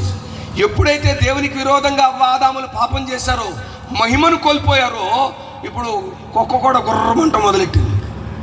మహిమ ఉన్నప్పుడు అన్నీ లోబడ్డాయి, మహిమను కోల్పోతే లోబడిన సింహం గాండ్రు మంది, లోబడాల్సిన కుక్క కూడా మొరగడం మొదలుపెట్టింది. ప్రభునందు పిల్లగా, నా ప్రభువే అన్నాడు, ఎప్పుడైతే ఆదాములు పాపం చేసి దేవుని మహిమను కోల్పోయారో అప్పుడు ఆయన అన్నాడు, మీ బెదురు వాటికి, వాటి భయం మీ భయం వాటికి, వాటి బెదురు మీకు ఉంటుంది అన్నాడు ఆయన. అందుకే మీటింగ్ అయిపోయిన తర్వాత కాతంతా ఏమండి వెళ్తా ఉన్నారు, సొందులో కరెంటు పోయింది. అప్పుడు దాకా పాటలు రాలా. అప్పుడు అంత ఇశ్రాయేలు సైన్యమునకు ఎందుకు వస్తున్నాయి ఇప్పుడు పాటలో? కుక్క అక్కడ బౌ అంది, అక్కడ ఎక్కడ పిక్క పట్టుకుంటుందో భయం. ప్రభునందు ప్రేమటువంటి వారలారా, ఏ మహిమను కోల్పోగా ఆ మహిమను చక్రవర్తిగా నిలబెడితే ఆది యందు దేవుడు కలుగు చేసిన సర్వ సృష్టికి ఏలు అనే ఏలే చక్రవర్తి ఆ పదవిని దేవుడు మనుషుడికి ఇస్తే చేతులారా పదవిని కోల్పోయాడు. నేనల్లా బైబిలే చెప్తున్నాను మీతో. ఆదికాండం 1వ అధ్యాయం 26, 27, 28 వచనాల్లో దేవుడు వారిని ఆశీర్వదించి అన్నాడు చాలా స్పష్టంగా, మీరు ఫలించి అభివృద్ధి పొంది విస్తరించి భూమిని నింపి దాన్ని స్వాధీనపరుచుకుని ఏలండి అన్నాడు. ఇచ్చిన దాన్ని ఏలమన్నాడా? ఇచ్చిన దాన్ని అప్పగించమన్నాడా? అంతేగాని దేవుడు నరుని ఆదామును కలుగు చేసి వ్యవసాయదారుడిగా పెట్టాడు. వ్యవసాయదారుడిగా పెట్టలా, ప్రపంచ ప్రపంచానికి చక్రవర్తిగా పెట్టాడు. చప్పట్లు కొట్టి దేవునికి స్తోత్రం కలుగును గాక. ఆ చక్రవర్తి స్థానాన్ని తీసుకెళ్ళి ఏమంటే దరిద్రుడికి అప్పగించాడు, చేతిలో పెట్టేసి. ఎంత కమ్మేశాడు? భార్య ప్రేమ కమ్మేశాడు. ఈ మన అమ్మమ్మ ఎంత కమ్మేసింది? పర్లేదు చెప్పండి. అమ్మమ్మని ఎందుకన్నానంటే మన అమ్మలు అంత బలహీనులు. ఏమండి బైబిల్ కూడా అదే చెప్పింది స్పష్టంగా, బలహీనమైన ఘటమని ఎరిగి అన్నాడు ఆయన. అమ్మమ్మ ఎంత కమ్మేసిందో తెలుసా? ఒక ఫ్రూట్ కమ్మేసింది. దేవునికి స్తోత్రం కలుగును గాక. ఎంత కమ్మేసింది? ఒకే ఒక్క పండుకి చక్రవర్తిత్వాన్ని అమ్మేసింది అంతే, ఒక దెబ్బకి. ప్రభునందు ప్రియమైనటువంటి వారలారా, కోల్పోయాడు మానవుడు మహిమను. ఎలా కోల్పోయాడు? ఆరంభం ముందు మహిమ ప్రభావాన్ని కిరీటంగా ఇస్తే కోల్పోయాడంటావేంట్రా అన్నయ్య? ఎప్పుడు కోల్పోయాం? విలాప వాక్యములు 5వ అధ్యాయం 16వ వచనంలో రాస్తున్నాడు. విలాప వాక్యములు 5వ అధ్యాయం 16వ వచనం, మా తల మీద నుండి కిరీటము పడిపోయాను, అయ్యో మేము పాపము చేసిన వారము. ఎలా పడిపోయింది కిరీటం? పాపమును బట్టి కిరీటాన్ని కోల్పోతే ప్రభువైన యేసుక్రీస్తు వారు ఆ పాపపు శాపము నుండి మనలందరినీ విమోచించడానికి మహిమను విడిచి దిగొచ్చాడు. హెబ్రీ పత్రిక 2వ అధ్యాయం 9వ వచనం 10వ వచనం చదవండి, మీకు అర్థమవుతుంది. హెబ్రీ పత్రిక 2వ అధ్యాయం 9, 10 వచనాలు. దేవుని కృప వలన ఆయన ప్రతి మనుష్యుని కొరకు మరణము అనుభవించి దూతల కంటే కొంచెము తక్కువ అనిగా చేయబడిన యేసు మరణము పొందినందున మహిమ ప్రభావములను కిరీటముగా ధరించిన వానిగా. చాలు, దేవునికి స్తోత్రం. ఆయన మరణించి తిరిగి లేచుట వలన మానవుడు కోల్పోయిన ఆ మహిమను పరమతండ్రి అయిన దేవుడు మరణమును జయించిన క్రీస్తుకు కిరీటముగా ధరించాడు. దేవునికి స్తోత్రం కలుగును గాక. ఎవరి కోసం? ఆ కిరీటం మన నిమిత్తమై మహిమను విడిచి మానవునిగా వచ్చి ఓడిపోయిన దగ్గరే మనలను జయించిన వారిగా నిలబెట్టాడు ఆయన. దేవునికి స్తోత్రం కలుగును గాక. అందుకే పాడుకుంటాం, జయమిచ్చిన దేవునికి కోట్ల కొలది స్తోత్రం, జీవమునిచ్చిన యేసునకు జీవితమంతా పాడేదన్.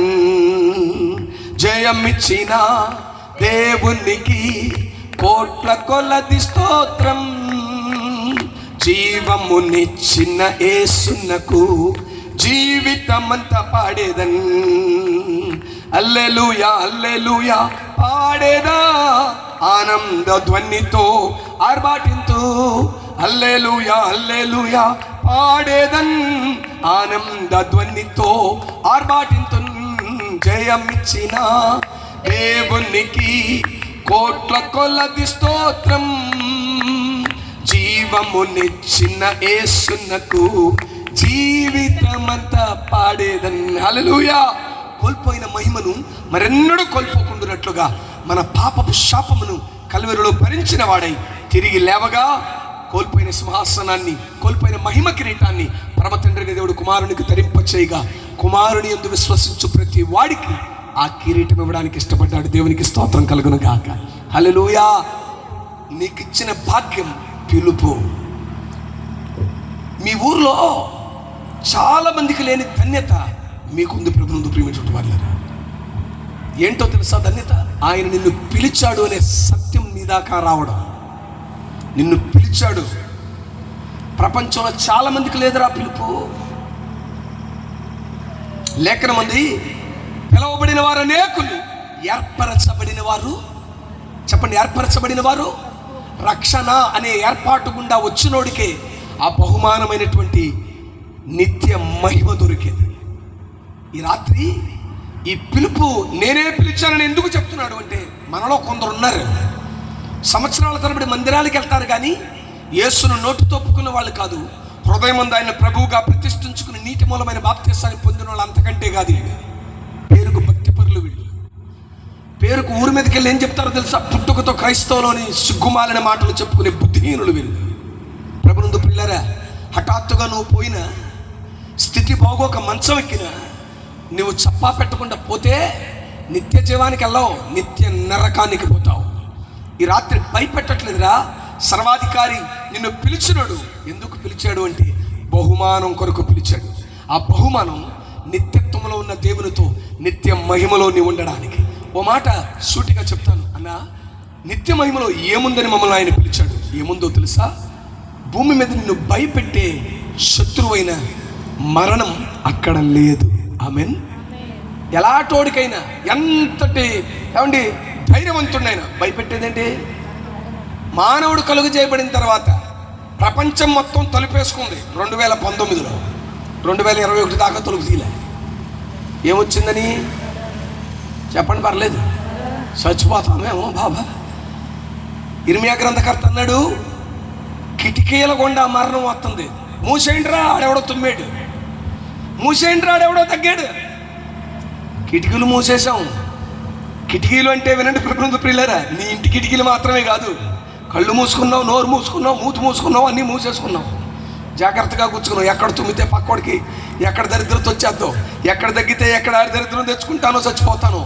ప్రభుత్వ ప్రియమైనటువంటి దేవుని పిల్లలారా, సర్వాధికారి అయినటువంటి దేవుడు ఏ మరణం మానవుని భయపెట్టిందో ఆ మరణమును జయించి మృత్యుంజయుడిగా తిరిగి లేచి యుగయుగాలు ఆయనతో ఉండడానికి నేను పిలిచాడు. దేవునికి స్తోత్రం.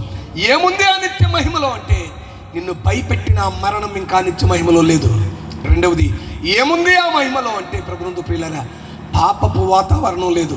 నిన్ను అబద్ధాల వైపు నెట్టేసే ఆ పాపం, నిన్ను దురాభిమాన పాపంలో నెట్టేసే ఆ పాపపు ప్రభావం, నిన్ను అసూయకు గురి చేసే ఆ పాపపు ప్రభావం ఏమీ లేని ప్రాంతం ఆ నిత్యమైన మహిమ. మూడోది, ఏముంది ఆ నిత్య మహిమలో అంటే, తండ్రి కుమార పరిశుద్ధాత్ములు నివాసం ఉండేది ప్రాంతం అది. దేవునికి స్తోత్రం కలుగునగాక. అక్కడ ఆకలి ఉండదో, దప్పికొండదో, మరణపు వాసనే ఉండని ప్రాంతం అది. ఆ మహిమ కొరకు దేవుడు మనల్ని పిలిచాడు. ఎంతమంది ఆ మహిమను సంపాదించుకోవాలని ఆశ ఉందో ఒకసారి స్తోత్రం చెప్పండి.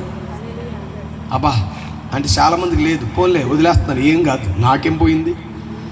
ఆ రోజు ద్వితీయోపదేశ కాండంలో మోషే గారు 40 సంవత్సరాలు నడిపించిన తర్వాత ఒకటే మాట అన్నాడు. ద్వితీయ ఉపదేశం అంటే రెండోసారి ఉపదేశించాడు. ఎందుకు రెండోసారి ఉపదేశించాడు తెలుసా?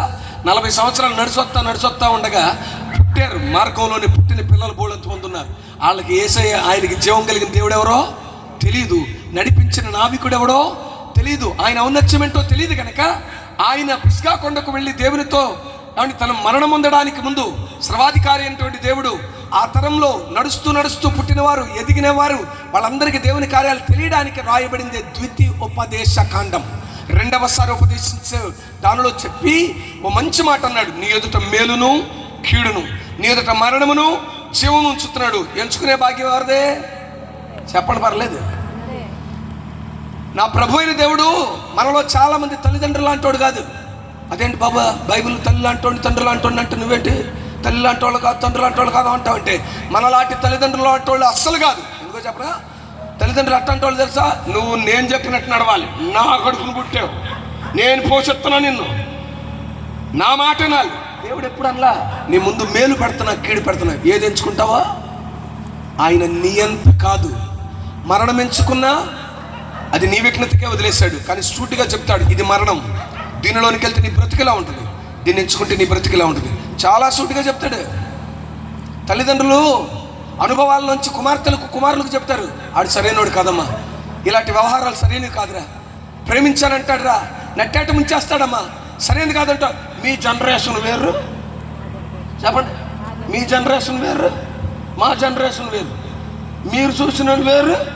గోతులోకి వెళ్ళాక అమ్మా బాబుని ఏ నోరెట్టుకు పిలుస్తావు, ఏమని అమ్మా నాన్న పిలుస్తా, అమ్మా నానేమో అయితే అయిపోయింది, నా కూతురు ఆడి వల్ల మోసపోయింది, నా కొడుకు మోసపోయాడు, తిరిగి వస్తే బాగుండా నేను ఎదురు చూస్తూ ఉంటే, వీళ్ళు ఆడి వల్ల మోసపోయింది, నా తల్లిదండ్రుల దగ్గర ఆదరణ దొరుకుద్ది అనుకోరు.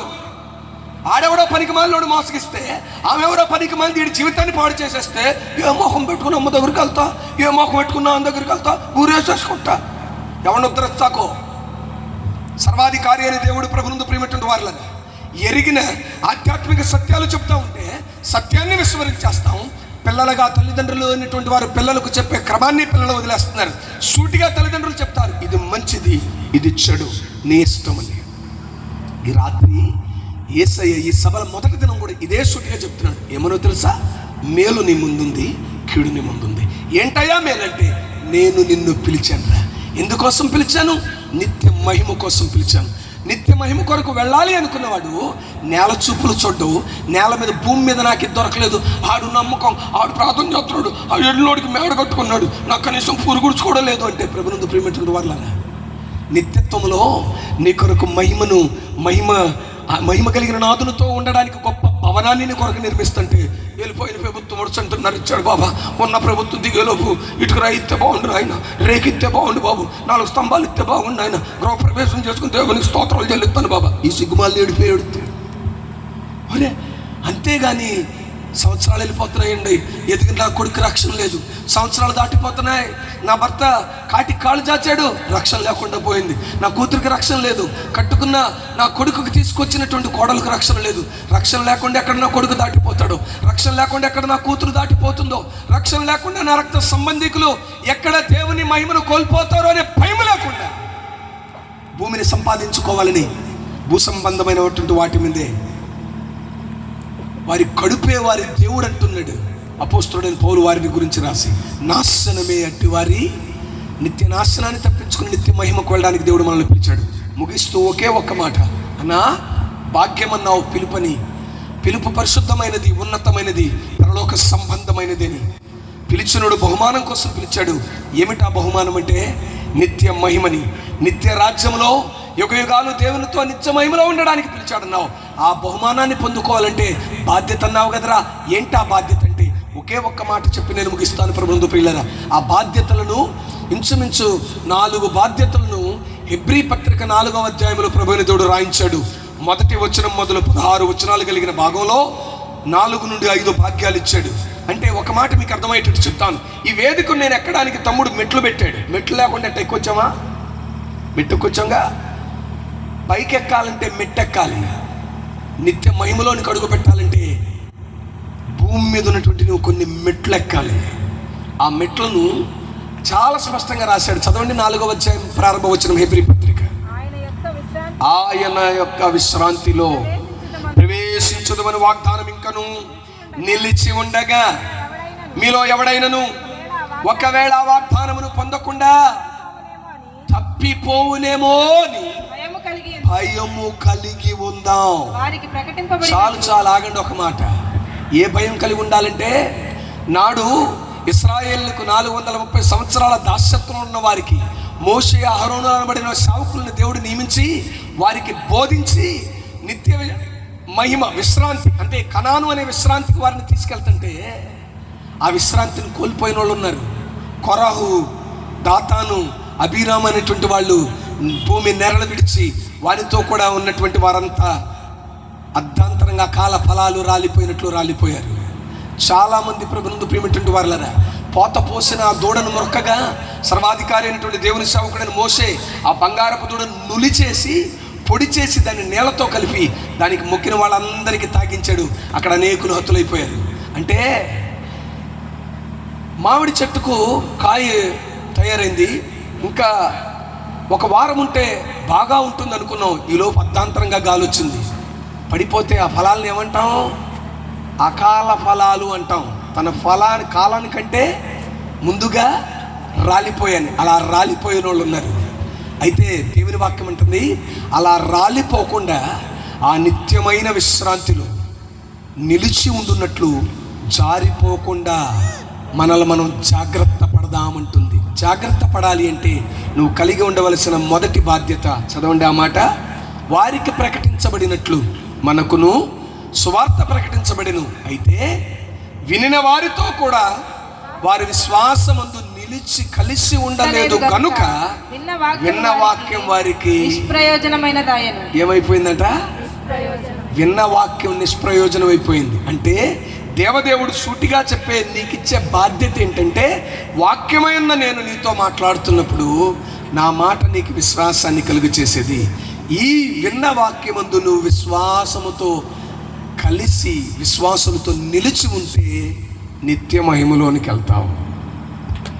కానీ విచిత్రమైన విషయం చెప్పనా, ఊరి మీద వాళ్ళు చెప్పే మాటలన్నిటికీ విశ్వాసం ఉంచుతాం, కానీ వాక్యానికి మాత్రం మనం, సత్యవాక్యాన్ని మనం నమ్మం. మానవ జ్ఞానాన్ని ఆధారం చేసుకుని ఇది దైవ జ్ఞానం అని బోధించే దౌర్భాగ్యులుంటే అటువంటి దానికి మాత్రం భలే లోబడిపోతాం. కొరింథీ మొదటి పత్రిక 2వ అధ్యాయం 5వ వచనంలో చెప్పాడు, మీ విశ్వాసం మానవ జ్ఞానాన్ని ఆధారం చేసుకుని ఉండకూడదని నేను మీతో మాట్లాడినను వాక్యము ప్రకటించినను జ్ఞానయుక్తమైన తీయని మాటలతో మీ దగ్గరికి రాలా, వినియోగింపక పరిశుద్ధాత్మయు దేవుని శక్తియు కనపరచు దృష్టాంతములనే. చాలు, మీ దగ్గరికి తేనె పూసినటువంటి మాటలతో నేను రాలేదు నాన్న, సత్యాన్ని సత్యంగానే ప్రకటించాను అన్నాడు. ఈరోజు సత్యానికి సూటిగా ఎవడు రాము. మరి దేవుని దగ్గరికి వస్తే ఆయన మాట వింటే, ఆయన మాట కత్తి మీద సామురా అన్నాం అనుకో, కత్తి మీద సాము అంటామంటే ఆయన మాట చాలా సుఖంగా ఉంటుందని, ఆయన మాట వింటే మన జీవితాలు బాగుంటాయని నేను అదే అన్నా. ఆయన మాట వింటే బాగుపడతాం. కానీ మీకు సంగతి తెలుసా, ఆయన మాట విని దాని ప్రకారం బ్రతకడం అంత తేలికేమి చెప్పాలి? తేలికేనా? ఒక చిన్న మాట చెప్పి ముగించేస్తానే. విన్న వాక్యమందు విశ్వాసం ఉంచి నిలబడితే నిత్యత్వానికి వెళ్తావు. అలా యేసుక్రీస్తు లోకానికి రావడానికి ఎవరి ద్వారా వచ్చాడని చెప్పండి? ఆయన తల్లి పేరేంటి చెప్పాలి? మరియ. ఆమె ఇప్పుడు భూమి మీద సజీవురాలుగా లేదు, కానీ వాటికి నింద మోస్తానే ఉంది. వస్తుందా బయటలేదు? ఆ రోజుల్లో మత్తయి సువార్త 1వ అధ్యాయం, లూకా సువార్త 1వ అధ్యాయంలో గబ్రియేలు దూత ప్రత్యక్షమైంది. దయాప్రాప్తురాలా నీకు శుభం, పరిశుద్ధాత్మలో నువ్వు గర్భాన్ని ధరిస్తావు. గుండాగిపోయింది ఆమెకి. శుభం అంటే బాగానే ఉందనుకున్నాను, పరిశుద్ధాత్మ వల్ల ఏం ధరిస్తావు? ఇంతకు పెళ్ళైందా ఆవిడికి చెప్పాలి? పెళ్ళైందా? ఈ రోజుల్లో అంటే కాదు, పెళ్ళి అవ్వకపోతే గడుచుప్పుడు కాకుండా గర్భం వచ్చే కానీ అమ్మా నాన్న వెళ్ళి ఆడుతూ వీడితో మాట్లాడి పెళ్లి చేసేయడం, తప్పుడు పని చేసి గర్భం తీసేయడం, ఇలాంటి తప్పుడు రోజులు కాదు అవి. ప్రభునందు ప్రియమైనటువంటి వారిలోనే వివాహం కాకుండా గర్భవతి అయితే ఆమెతో పాటు కుటుంబంలో ఉన్న వాళ్ళందరినీ బ్రతుకుండగానే కంకర్రాళ్ళకు కొట్టేసేస్తారు మీద. అలాంటి రోజులు. అయితే దేవుని దూత ప్రత్యక్షమే అంటది, శుభం కలుగునంటుంది. దయాప్రాప్తురాలా శుభవర్తమానమో కాదో చెప్తాను చెప్పు అంటే, నువ్వు పరిశుద్ధాత్మ వల్ల గర్భాన్ని ధరిస్తావు. పుట్టబోవాడు పరిశుద్ధాత్మ వల్ల పుట్టినవాడు, సర్వోన్నతుడైన దేవుని కుమారుడు. ఆయన తన ప్రజలను వారి పాపాల నుండి రక్షిస్తాడు. మోయ్ ఆయనంటే గుండె జారిపోయింది ఆవిడికి. కారణం చెప్పనా? మనలో చాలా మంది లాగే ఆ రోజుల్లో కూడా ఉన్నారు. ఆ రోజుల్లో ఉన్నట్లు ఈ రోజుల్లోనూ ఉన్నాం. భక్తి పరులాగా మొదట అంటాం, వదిన దేవుడు చెప్పాడుగా చెయ్యి అంటాం. ఆ తర్వాత అంటాం ఎవడు తెలుసు దేవుడు చెప్పాడని. ఈయనోరే, ఈ నాలుకే తెలుసా? ఈ నాలుకే దేవుని పెట్టారా? ఈ నాలుకే అంటున్నాం, పవిత్రాలు అంటుంది. ఈ నాలుకే, అందుకే నాలుకని తాటిపట్టి అన్నాడు ఒకడు. ఈ నాలుగుకి నరం ఉండదు. ఈరోజు మంచోడు అంటది, రేపొద్దున అదే నాలుక దౌర్భాగ్యం అంటది. ఈ నాలుక దేవునికి స్తోత్రం అంటది, ఇదే నాలుక అంటది మాయిదారి దేవుడు అంటది. నాలుక అగ్ని అన్నాడు సర్వాధికారి అయిన దేవుడు. ప్రభుత్వంతో ప్రియమైనటువంటి వారులారా, ఆమె మనుషులను గురించి ఆలోచించలా. ఆమె ఆలోచించింది ఒకటే, నా ఇంటి వాళ్ళ పరిస్థితి ఏంటి అన్నీ ఆలోచించినా ఒకే ఒకటి అనుకుంది, నా దేవుని కోసం నిందలైన అనుభవిస్తాను, అవసరమైతే చావనన్నా చస్తాను, దేవునికి స్తోత్రం కలుగును గాక.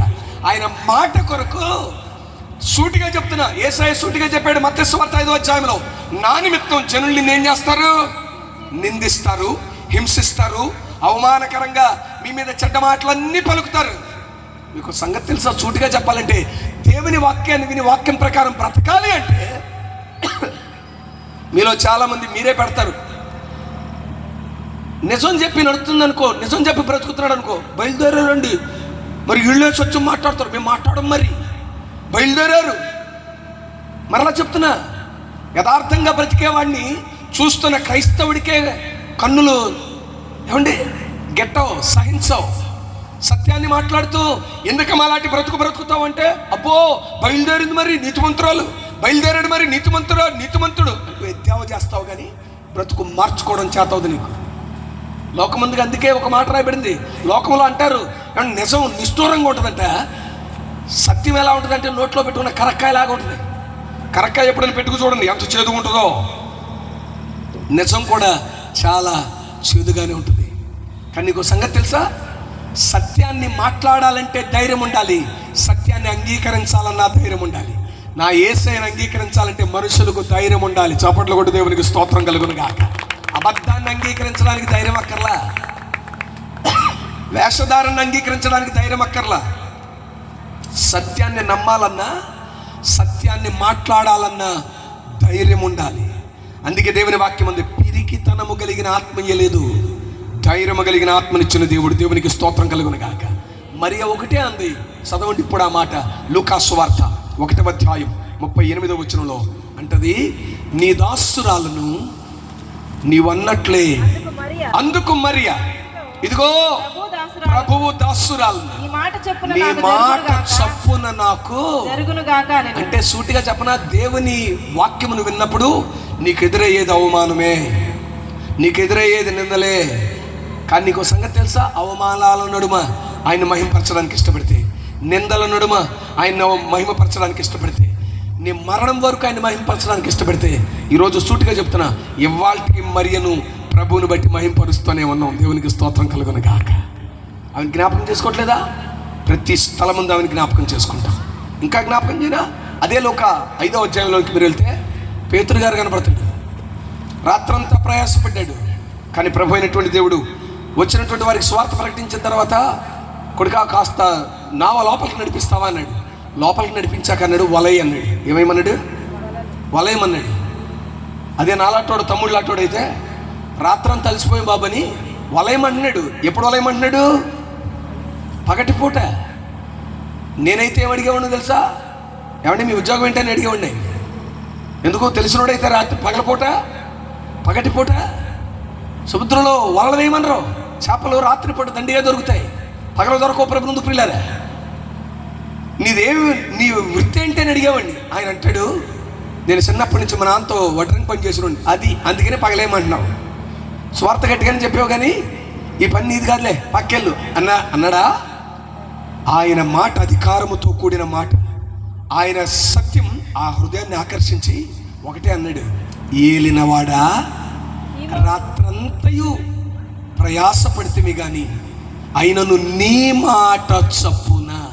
ఆగండి ఒక మాట, ఆయన మాట సూటిగా జ్ఞాపకం చేస్తాడు.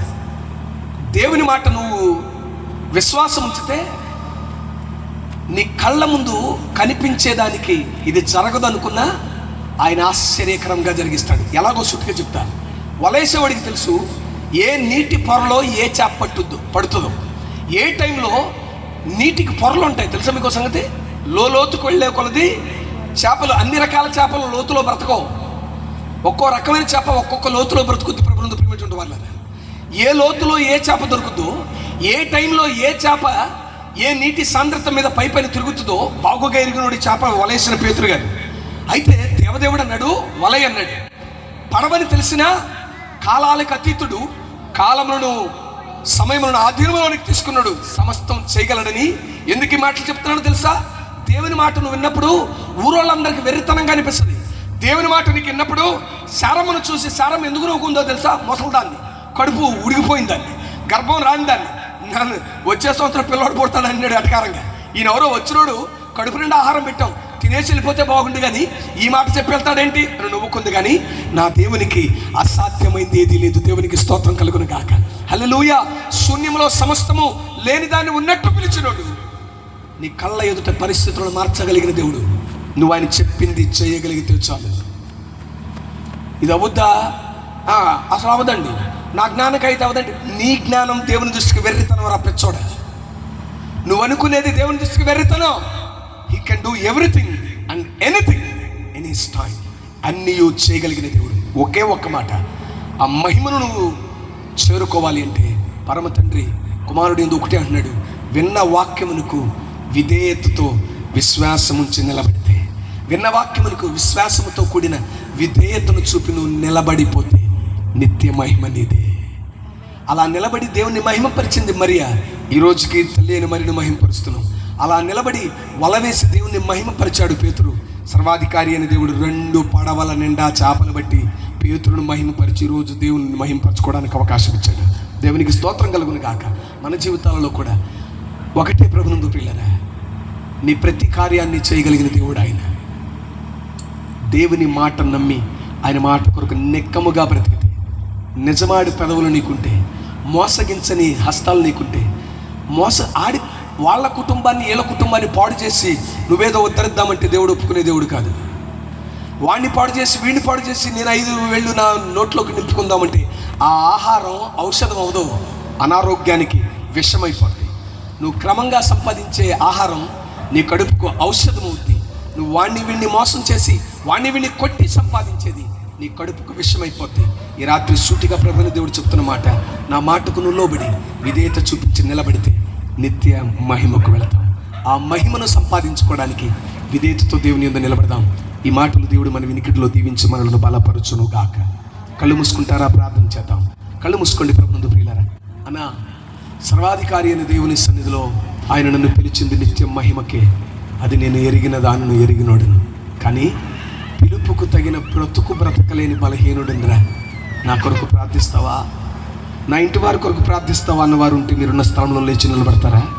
ఈ రాత్రి మీతో కూడా కలిసి ప్రభువును ప్రార్థించడానికి నువ్వు సిద్ధంగా ఉన్నాను. దైవజనులుగా మేము సిద్ధంగా ఉన్నాం.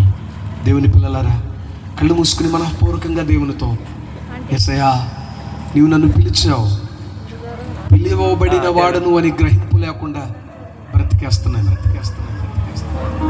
గురి లేని పరుగుడుతున్నాను. కాదు, గురి యొద్దకే, ఉన్నతమైన పిలుపుకు కలిగే బహుమానమైన నిత్య మహిమను కలిగి ఉండడానికి గురి యొద్దకే నేను పరిగెడతానయ్యా. గురి యొద్దకు పరిగెత్తాలంటే బాధ్యత కలిగి ఉండమన్నావు. విన్న మాటకు విధేయత చూపించి నిలిచి ఉండాలి. విశ్వాసమందు నిలిచిన వారితో విశ్వాసమందు నిలబడిపో. విశ్వాసమునకు కర్త కొనసాగించువాడైన వాడు, నిత్యత్వము నుండి నిత్యత్వం వరకు నిన్ను నడిపించువాడు, నీతో ఉండి నడిపించే ఇష్టపడుతున్నవాడు, అన్నీ చేయు సామర్థ్యం కలిగిన దేవుడు ఆయన పేరు నజరేయుడని యేసు. కళ్ళు మూసుకోండి. ఓ చిన్న మాట, నీ నోటి మాట నీ చెవికి వినబడేటట్లు చిన్న ప్రార్థన చేస్తావా? వెళ్ళిపోదాం. నీ నోటి మాట నీ చెవికి వినబడే చిన్న ప్రార్థన.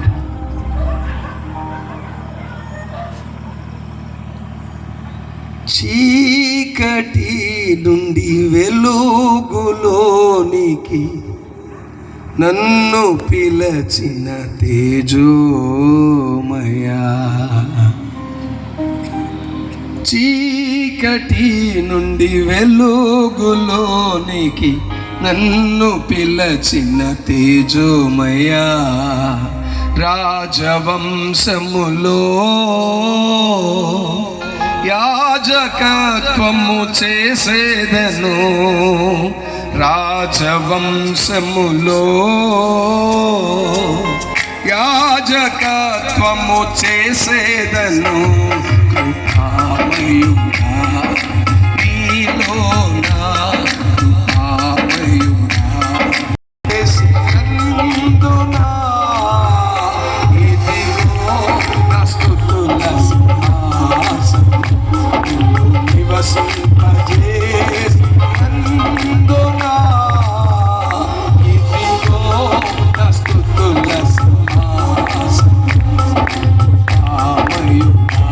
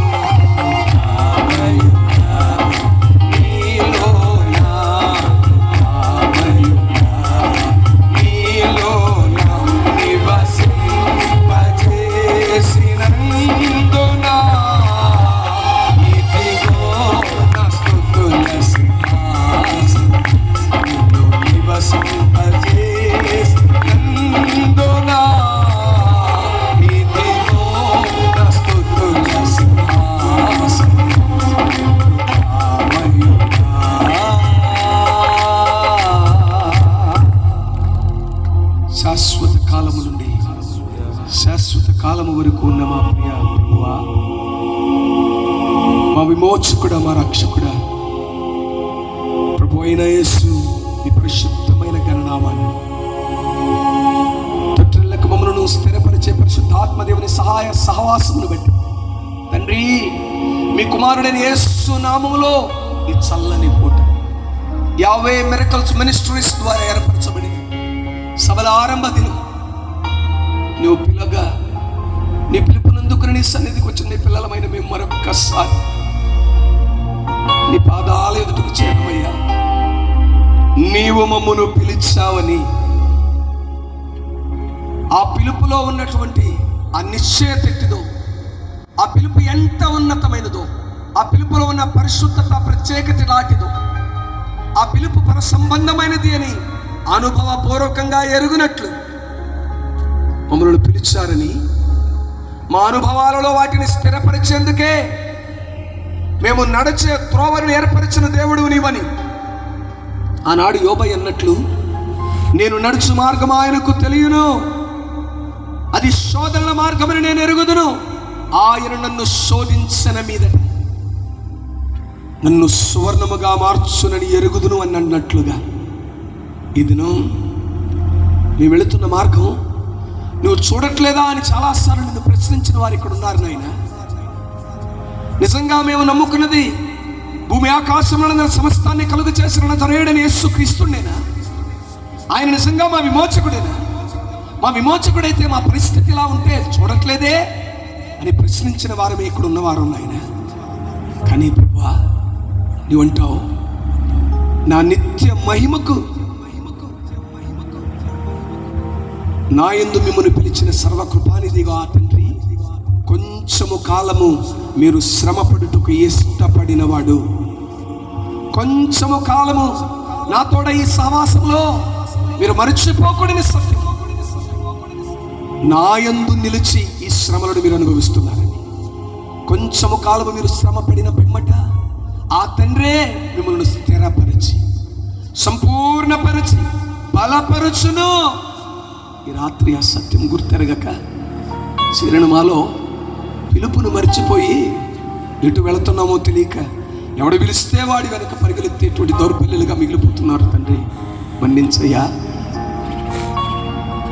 ఆనాడు సంకీర్తనకారుని ద్వారా మీరు అన్నట్లు, నీ వాక్యము మా పాదములకు దీపముగా, సత్యవంతమైన ఆ మాట మా మార్గములకు వెలుగుగా ఈ రాత్రి మరొక్క మారు మాకు జ్ఞాపకం చేసిన మీ ఔన్నత్యమునకై స్తోత్రాలయ్యా.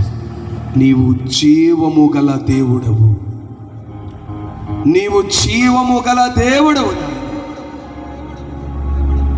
ఇదిగో మృతుడనైతేనే కానీ యుగ యుగములు సజీవుడను అన్న నీవు ఆ నిత్య జీవానికి మమ్మల్ని చేర్చాలనే దృఢ నిశ్చయతతో మీ పిలుపు, మీ నిశ్చయత ఇది అని రాత్రి మాతో మాట్లాడుతూ వచ్చాం. ఆ ఉన్నతమైన పిలుపుకు బహుమానం ఉంది, అది నిత్య మహిమని. ఆ నిత్య మహిమలోనికి మేము వెళ్ళాలి అంటే నా మాట నీవు పోవు వరకు, నేను వచ్చు వరకు విధేయతతో విశ్వాసం ఉంచి నిలిచి ఉండు అంటున్నా. మీరు నా యందు నిలిచి ఉన్న ఎడల నేను మీ యందు నిలిచి ఉందును, అప్పుడు మీరు బహుగా ఫలించుదురు. మీరు ఫలించుట వలన నా తండ్రి మహిమ పరచబడును అన్నా. ఆ కార్యం చేరిన మా ఎల్లరి యందు, ఈ 50 మినిస్ట్రీస్ ద్వారా జరుగుతున్న పరిచర్యందు క్రీస్తు కృపలో మీరు స్థిరపరచుదురుగాక. మహిమాత్ముడ, మహిమ కలిగిన రాజా, నీ సముఖమునకు సమీపించిన మమ్మల్ని ఎల్లరినీ మీ మాట ద్వారా మీరు మమ్మల్ని మహిమపరిచి ఉండగా విధేయత విశ్వాసము కలిగిన వారమై నిలిచి సంపూర్ణతలోనికి అడుగులు వేస్తూ మిమ్మను మహిమపరచు కృపనిస్తారని ఎరిగిన మనస్సుతో విధేయతతో మమ్మల్ని మీకు అప్పగించుకుంటూ క్రీస్తు యేసు ఉన్నత నామాన్ని ప్రార్థించి పొంది ఉన్నామని మీ వేడుకొనుచున్నాను పరమ తండ్రి. Amen, amen. Thank you very much.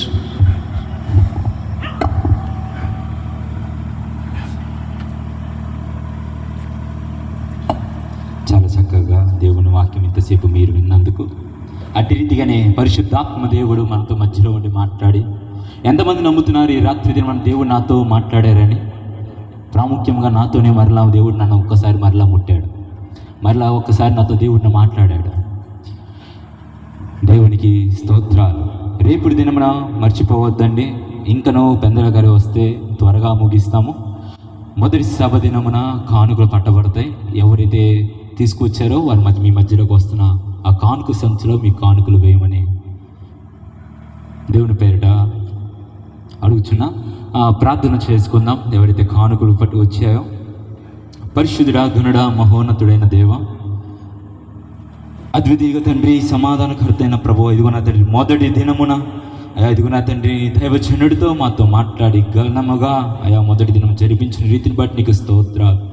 అట్టి రీతిగా ఇదిగో నా తండ్రి నీ పరిచర్య నిమిత్తం తీయబడుతున్న కానుకలను బట్టి ప్రార్థిస్తుండగా, పరిశుద్ధాత్మదేవ ఇదిగో నా తండ్రి ప్రతిదీ నీవే ఇచ్చినది మరలా తిరిగి నీకే ఇస్తుండగా అయా ఇదిగో నా తండ్రి అది నీ నామముకి ఘనముగా ఎంచబడుటకు సహాయము చేయండి.